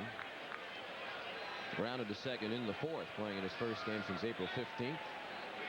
Forced to go on the disabled list with inflammation of his right elbow.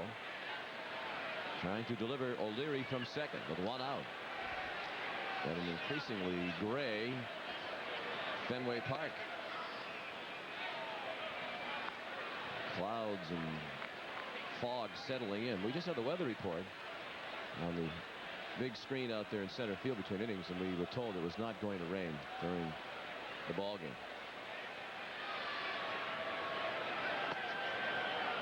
New feature here at Fenway during every game.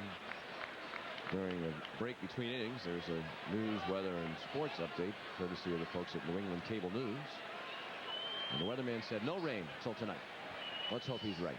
There's a lot of pressure on him right now. It sure is, because it's getting dark.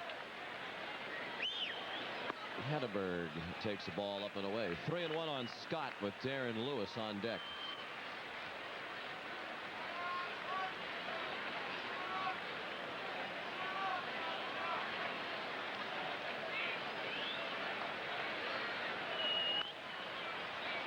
Chopper foul down past Dave Jouse.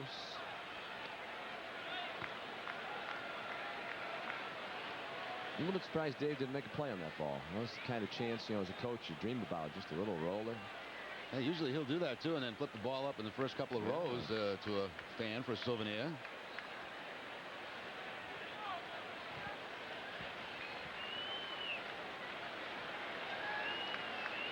Two to 1 Red Sox, 6th inning.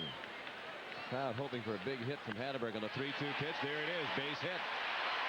O'Leary coming around to score. Anderson's throw cut off. Hedberg has an RBI single, and Boston has a 3-1 lead. Now that has to feel good for Hedberg, spending time on the disabled list, just coming back to the ball club and on base a couple of times today with a walk in his first at bat. Now a off-speed pitch, might have been a changeup, a splitter that he'll take for a base hit. And give the Red Sox now a 3-1 lead as Dick Pole out to have a conversation with Tim Belcher. Pole, the Red Sox bullpen coach last season, worked very closely with Joe Kerrigan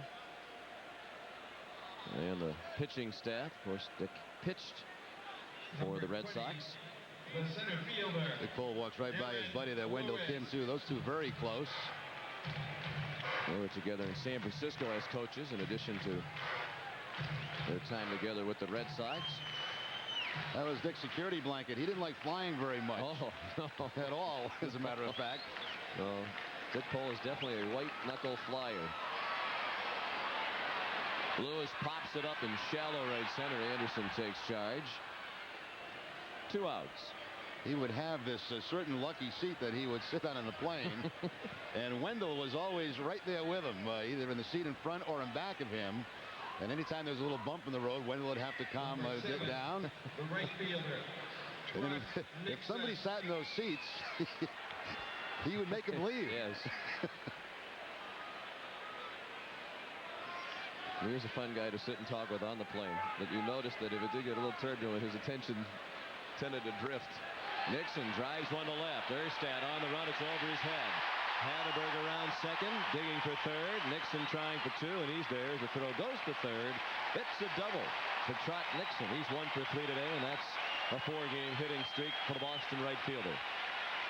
Well, ever since they've worked on that stance of his on the road trip, he has been swinging the bat much better. And this is nice to see, going to the opposite field. So many times early in the season, he'll try to pull that outside pitch, and obviously to his advantage, especially here in Fenway, to go the other way with that. Picks up the double. Let's see if they walk off him in here with first base open, take their chances with Valentin. Jose Offerman.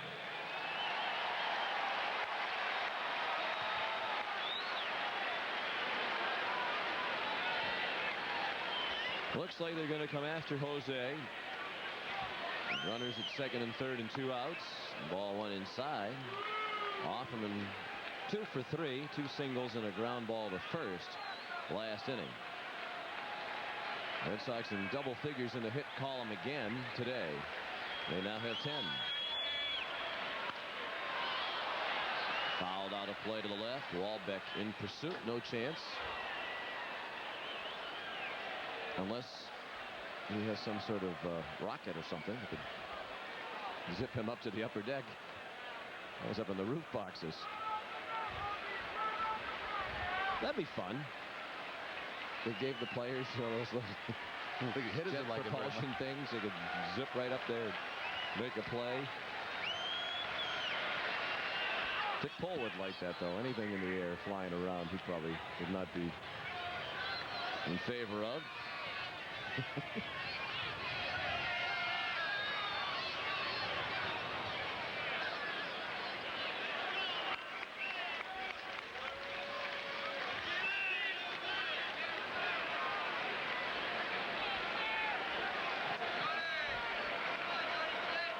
One-two pitch, grounded foul. Do you remember Dick Pole as a pitcher? His career kind of got derailed by the line drive that he took in the head off the bat of Tony Muser. Yeah, not very much. It's toward the end of, obviously, of his career and the beginning of mine. He had that terrible shot off the face. Awful.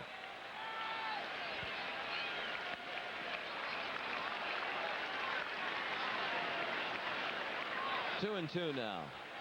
3-1 Red Sox. In the 6th, base hit would really change the complexion of this game. Would likely score 2. The outfield very shallow, particularly in left and center. 2-2. That's down the right field line. Unruh will have to play it on a hop. Hatterberg has scored. Nixon's right behind. A big hit by Offerman, his third of the day. They pitched to him with first base open and paid the price. It's 5-1 Red Sox.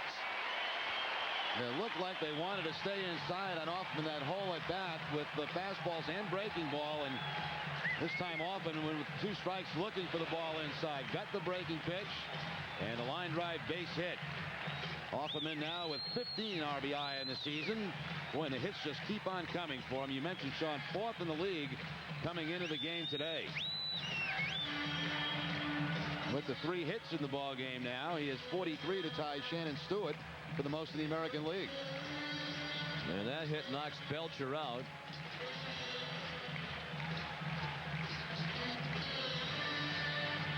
And Belcher having a conversation with some of the fans in the first row behind the dugout.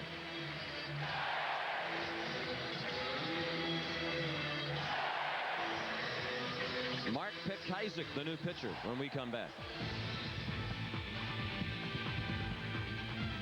After 5 2/3 innings, and starts prior to this one this year, the 5th inning, the tough inning. This afternoon, it was the 6th inning that proved to be his undoing, and here is Mark Pekazik on relief. 13th appearance of the season. He's worked 13 innings, allowing 11 hits and only 2 earned runs, 4 walks and 8 strikeouts. He was picked up from St. Louis in exchange for catcher Matt Garrett. This coming back last December in a trade. Big league time with Texas, St. Louis, and also Pittsburgh. 26 games back in 1993.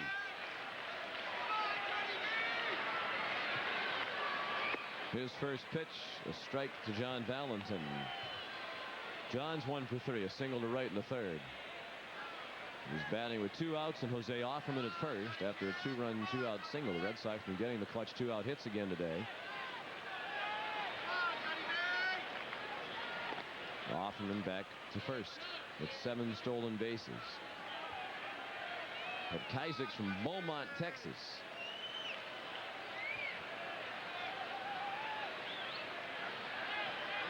Another Texas Longhorn he pitched for the University of Texas. A pitch out without Offerman running.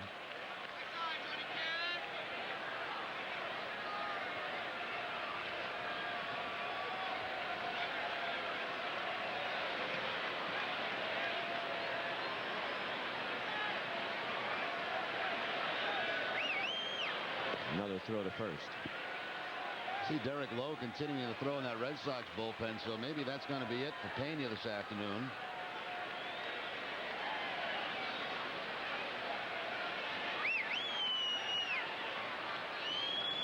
One to Valentin.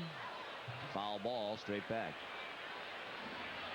Pena's thrown 80 pitches today, and it does appear that he's finished, with Lowe still throwing in the bullpen. I think one thing managers are conscious of, especially with rookie pitchers, if they have a good outing, they want to leave with a good feeling. They want to back in there, give the other team a chance to come back. He has been in control of this one, though. Just look at those numbers.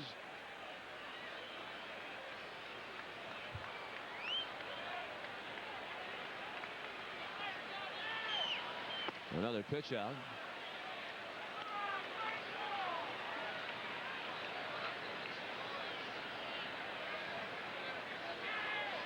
But Kysak, 33 years old. 6 feet, 195 pounds. His 2-2 pitch just missed the outside corner, so the count is full. And Offerman will be running with the pitch.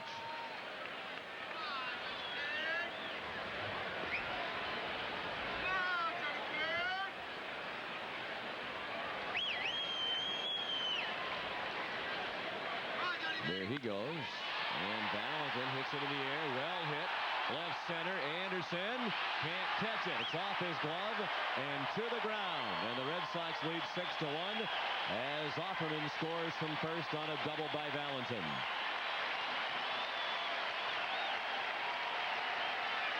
It seemed like Anderson was playing awfully shallow for Valentin. He had a long way to go and looked like he got there in time, but just did not make the catch. He'll go all the way back to the warning track and then the padding against that left field wall.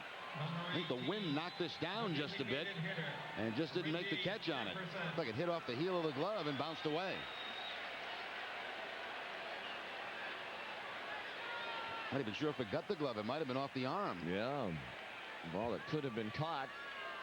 Of course, ordinarily Anderson's their left fielder. With Edmonds out, he's been playing center field. Reggie Jefferson a swing and a miss. He's the 8th batter of the inning. The Red Sox have scored 4 times here in the 6th to take a 6-1 lead. Valentin 2 for 4 with the run batted in today. That run charged to Belcher, so his line complete. Change up and a good one. 0-2. Belcher went 5 2/3 innings. He gave up 11 hits and 6 runs all earned. He walked 1, struck out 3, and hit a batter. He threw a wild pitch. So another bad day at the office for Belcher. He's had a very tough start to his first season with the Angels. The 0-2 is low.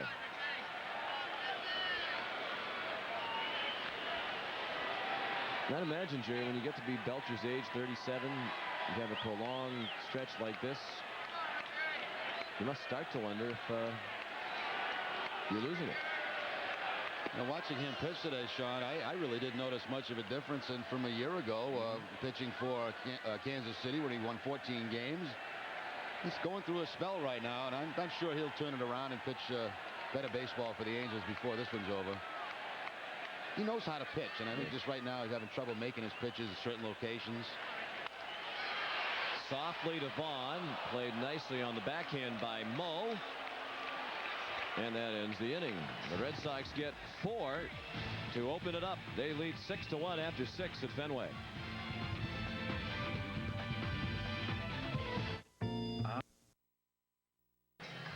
Well, the Red Sox lead 6-1 after 6 innings. An impressive major league debut for the 21-year-old Juan Pena, who pitched 6 innings and struck out 8 Anaheim Angels while allowing just 1 run on 3 hits. He was well supported by the Boston offense. This Jose Offerman hit scored 2 in the 6th. That was the hit that really broke it open, turned a 3-1 game into a 5-1 Red Sox advantage, and Valentin doubled in Offerman to make it 6-1. So Pena's debut is over. Here is Derek Lowe in relief. Lowe making his 15th appearance for the Red Sox, a record of 0-2. He's worked 18 in the 3rd innings, allowing 18 hits and 12 earned runs. 6 walks and 16 strikeouts. His last outing against Texas on the 6th. It's 2 1/3 innings in that ball game, allowing only 1 earned run. I think that's the game Saberhagen had to leave, and Lowe was out of the bullpen to pick him up. You are correct, sir. Fastball high, ball 1 to Troy Gloss. 0 for 2 for Gloss today.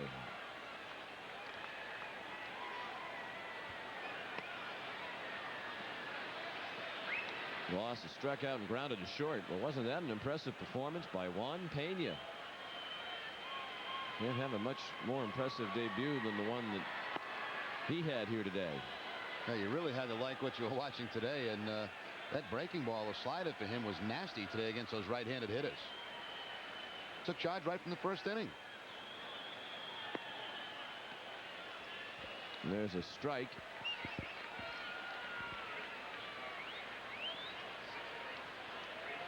Gloss was taking all the way. On 3-0. Here's the 3-1 from Lowe. Check swing and a 1-hopper right back to the lanky right-hander. He flipped to first for the out. Well, the Red Sox starting pitching lately has been kind of an up and down ride. Pena and Martinez in these 2 games, excellent. Saberhagen, of course, had to leave with the stiffness in his shoulder, but Pat Rapp got just 1 out on Wednesday against Texas. Portugal had a poor outing Monday in Oakland, as did Wakefield last Sunday in Oakland. I think in Portugal's case, had he not been hit off the leg with that ground ball, I think his results might have been a little bit better in that game. I don't think there's any doubt that that was bothering him as the game went on. Green rolled it down the line, a fair ball. Valentin still offline. Green slides into first. Did he tag him? Yes. Stanley got him. No argument from Green. And a nice play by Mike on an errant throw. He saved Valentin an error. Well, at first look, I didn't think that he got a tag on Todd Green, as he made a nice slide to the inside part of the bag. Stanley way off the bag, and apparently just got a piece of him for the out. Tim Monroe.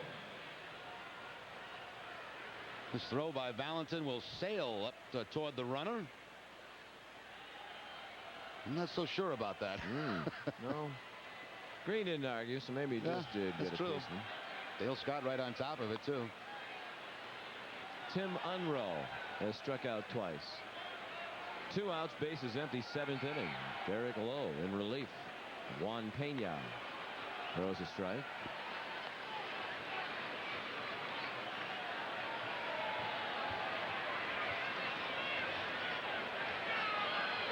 Lowe's 1-1 is Lowe.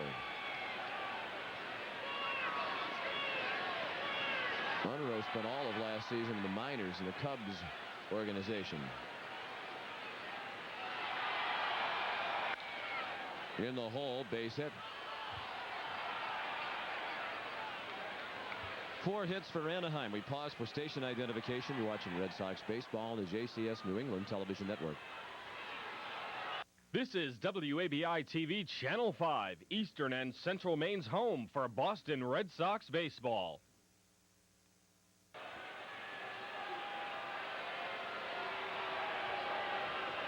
Today's telecast produced by Pat Cavanaugh, directed by Bob Whitelaw. Bob Whitelaw, man of many hats, also the executive producer of the JCS New England Television Network. Valentin's throw on the money this time. Walbeck out, as are the Angels in the 7th. Time to stretch. The Red Sox lead 6-1. It may not be reproduced or retransmitted in any form, and the accounts and description of this game may not be disseminated without the express written consent of the Boston Red Sox. And Kevin Shea, the Red Sox front office, here to make sure that there is no dissemination. He is the dissemination police. Nomar Garcia Parra leads off against Mark Pekazik. He drills one to deep center. Anderson at the wall, and he makes the catch right up against the pads.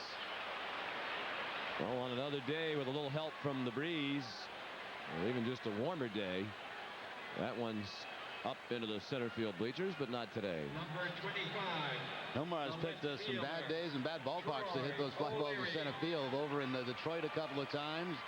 That wind knocking it down there. I didn't think Anderson was going to catch up to it, but ended up getting back to the wall and made it look fairly easy.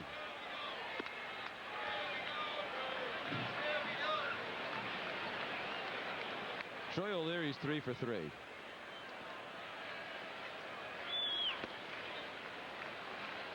Dan Shaughnessy in the Globe today referred to Kevin Shea as Dean Wormer. What do you suppose that meant? I didn't understand. I know who Dean Wormer is, right? From Animal House. I didn't. How does that apply to our pal Kev, who in no way resembles Dean Wormer? I'll have to read it when I get home. Yeah. See what. We'll have to ask Dan, our good friend.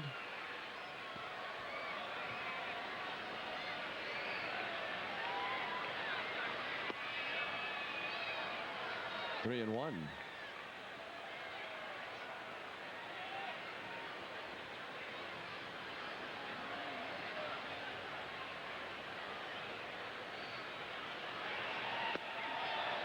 Now a full count.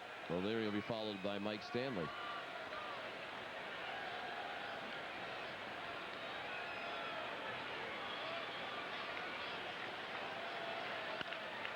Bounce down to first. Low on.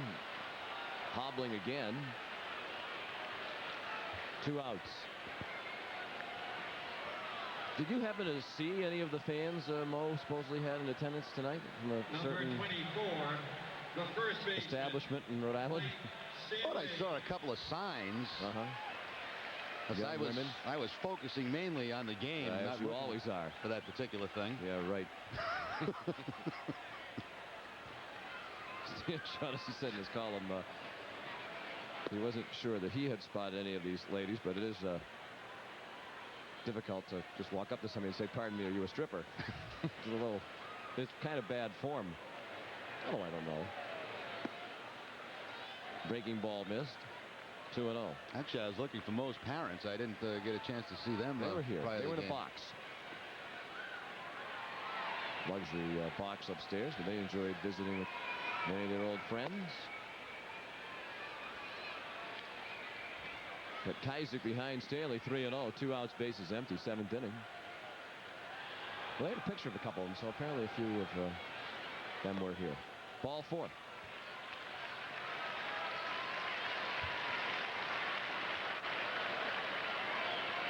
Stanley walks. He's aboard for the first time. He was happy to see Belcher lead. He whiffed 3 times against Belcher. The catcher, Scott Hatterberg.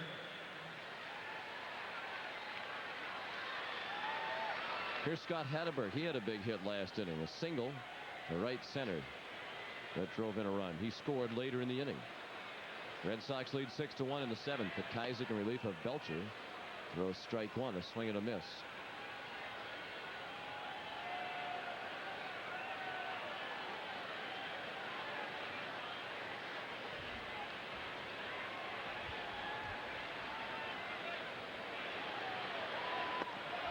Just a little bit inside. Be interesting to see what happens now in the last year plus when Hatterberg was healthy. Varitek and Hatterberg, for the most part, platooned. And it'll be interesting to see if Varitek continues to get the bulk of the playing time. I think he's gonna, Sean. They talked about that in spring training, where they wanted to give him more playing time this year, and he's certainly especially defensively, done a nice job, and I think he's going to get most of the time. Example like today, you're facing a right-handed, day game after night game. Get Hatterberg in, who'll get some at-bats. 1-2 to Scott. He is in the dirt and stopped by Walbeck.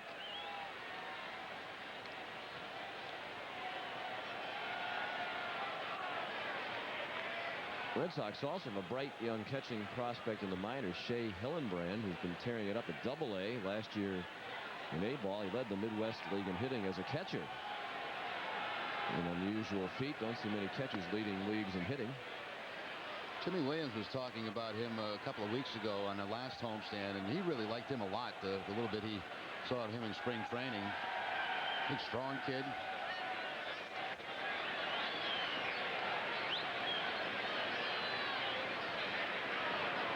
Stanley runs on the 3-2 pitch. Hatterberg lifts it to left center. And Erstad is under it and has it to end the inning. After 7, the Red Sox 6, the Angels 1.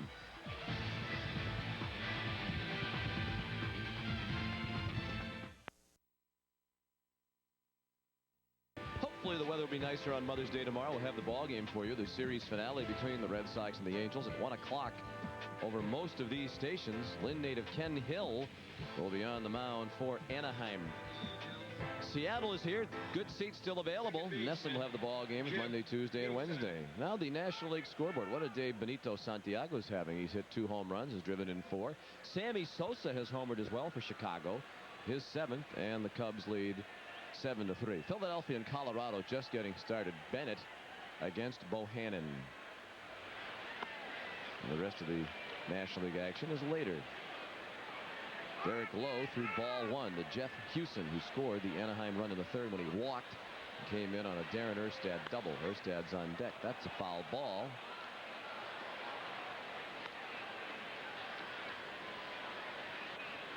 One.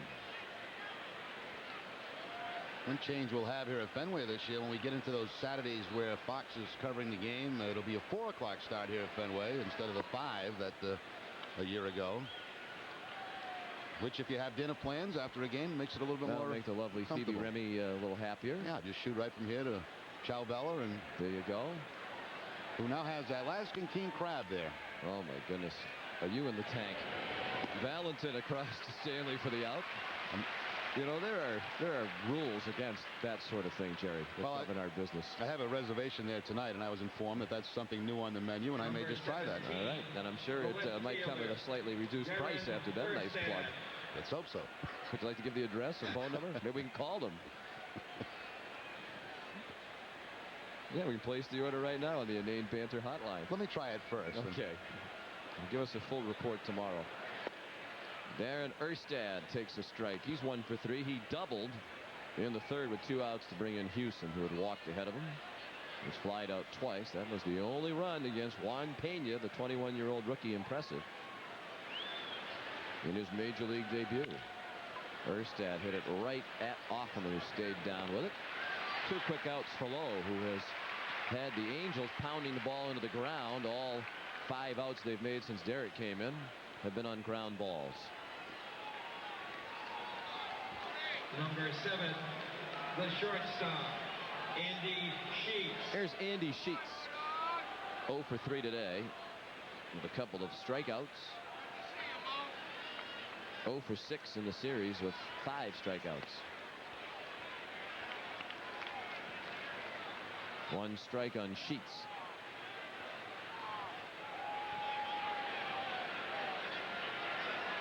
Anaheim has scored 1 run in this series in 16 2/3 innings.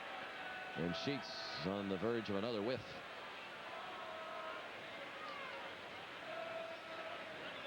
The 0-2. Breaking ball way outside. Ken Hill and Mark Portugal, the pitching matchup tomorrow. The Red Sox have had trouble with Hill over the years. The Lynn native 5-1 lifetime against Boston. 3-0 last year. Strike 3. Sheets has struck out 6 times now in 2 games. No king crab for him tonight. 6-1 Red Sox. You're watching Red Sox baseball on the JCS New England Television Network.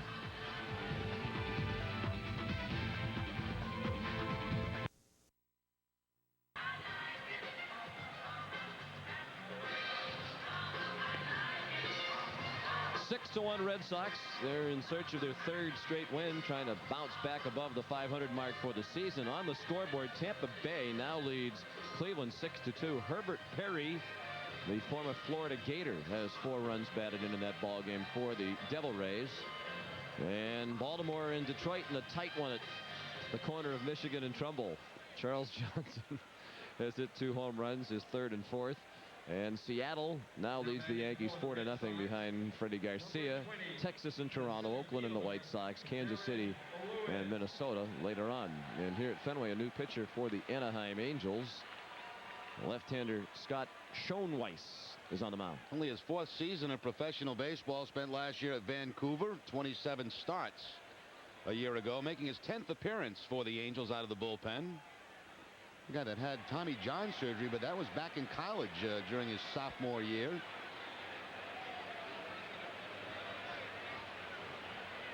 Good job on the name, Jerry. Your practice has paid off. Darren Lewis slaps one past Schoenweiss. Sheets to Vaughn for the out. They get the hustling Lewis by a running step. Darren is 0 for 3 with a sacrifice fly today. Red Sox trying to pad the lead with an eye toward the 9th. They'll lead by at least 5 runs heading to the 9th. Nixon. Mo Vaughn, Garrett Anderson, and Troy Gloss do up in the 9th. The big bats for the Angels. Trot Nixon doubled and scored in the 6th. He's 1 for 3. He's now hit in 4 straight.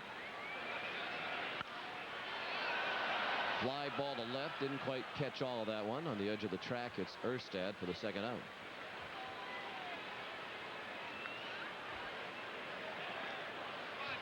Mark Petkaiser preceded Schoenweiss. He pitched an inning and a 3rd without allowing a run. He gave up 1 hit and walked 1. Number 30, the second baseman, Jose Offerman.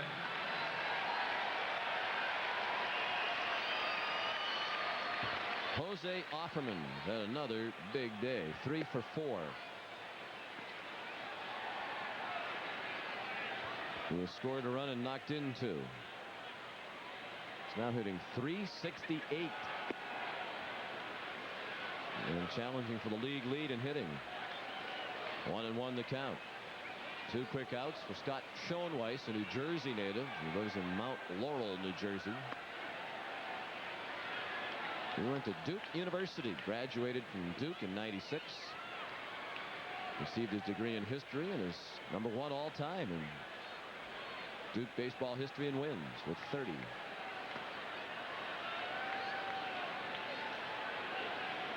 Two and 2.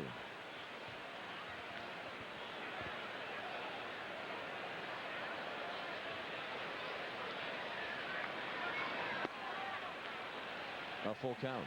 Tim Wakefield has started throwing in the Boston bullpen.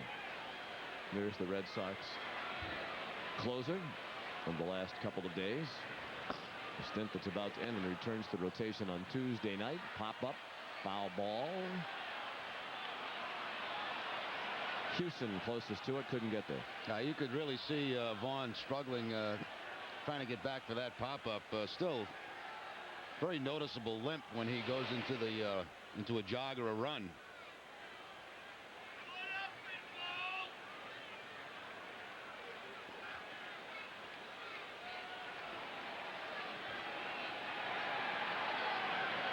The 3-2 pitch down the third baseline, just foul.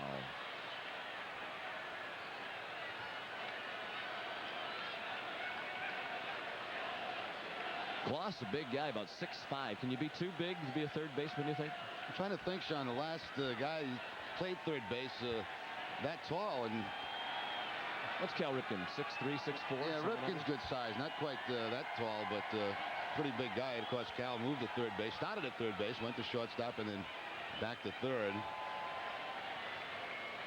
First step quickness important down at third base.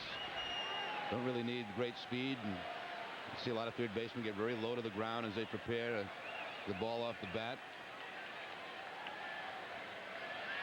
Another 3-2 pitch. Ball 4 outside. Hoffman's on for the 4th time.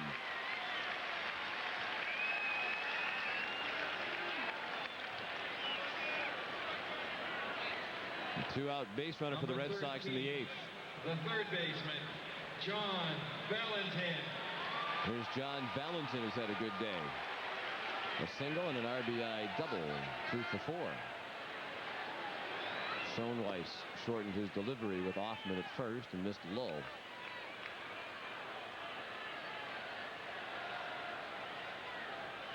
talking earlier about Red Sox prospects. They have a couple of top third base prospects, including Cole Liniak, who's playing at Pawtucket. He had a big game yesterday as the Paw Sox defeated Durham. Liniak went 4 for 4, hit 2 homers, scored 4 times. And I know we were impressed with Wilton Barris in spring training. He's at AA Trenton and faring very well. Tell us he's a little bit more patient at the plate than in the past. Grounded to short. Sheets to Houston for the out that ends the inning. The Red Sox leave a runner. They've stranded 8, but they lead by 5. 6-1 as we go to the 9th at Fenway.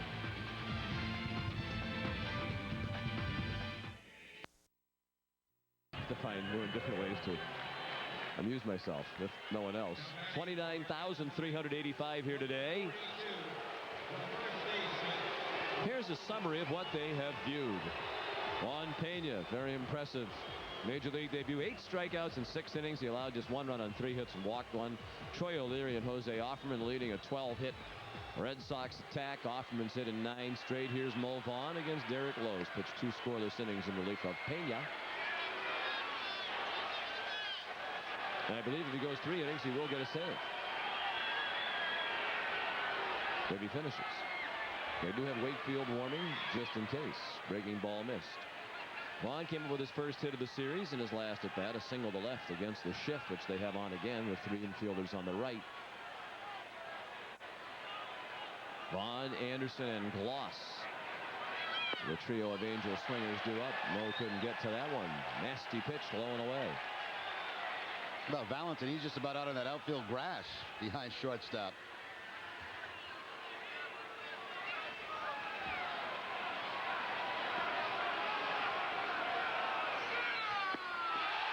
Swing and a miss. Vaughn strikes out again, and the crowd loves it. He spanned twice today. 4 times in the 2 games in the series. And that's the second strikeout of the outing for Derek Lowe. Started Mo off with the curveball, finished him with the fastball. That ball way off the outside edge.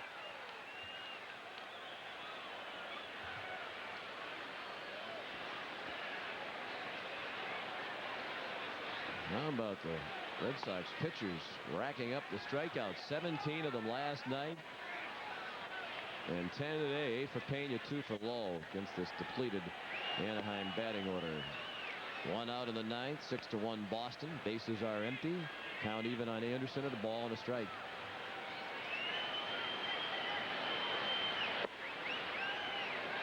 You're wondering, the last Red Sox pitcher to win his major league debut as a starter was Von Eshelman. A little trivia question there. May 2nd of '95 in New York. He pitched 6 shutout innings in that game. How about some of these names of the last 7 Red Sox pitchers who won their major league debut as a starter? Let's hope that Pena fares better than most of these folks.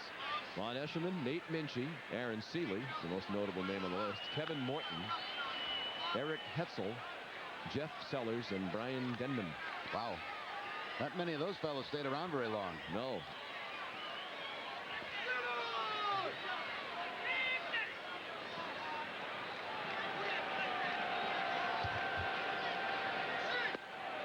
Backdoor breaking ball missed. 3-2. Morton's debut, man, he was very impressive. That was in July of '91, a game here against Detroit. He went the distance, allowed just 1 run, struck out 9. But that was really the highlight of his career.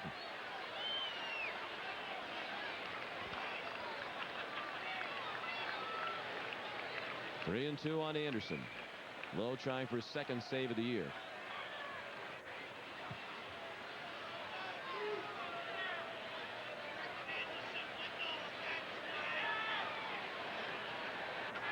Payoff pitch, hit on the ground to short. 2 outs.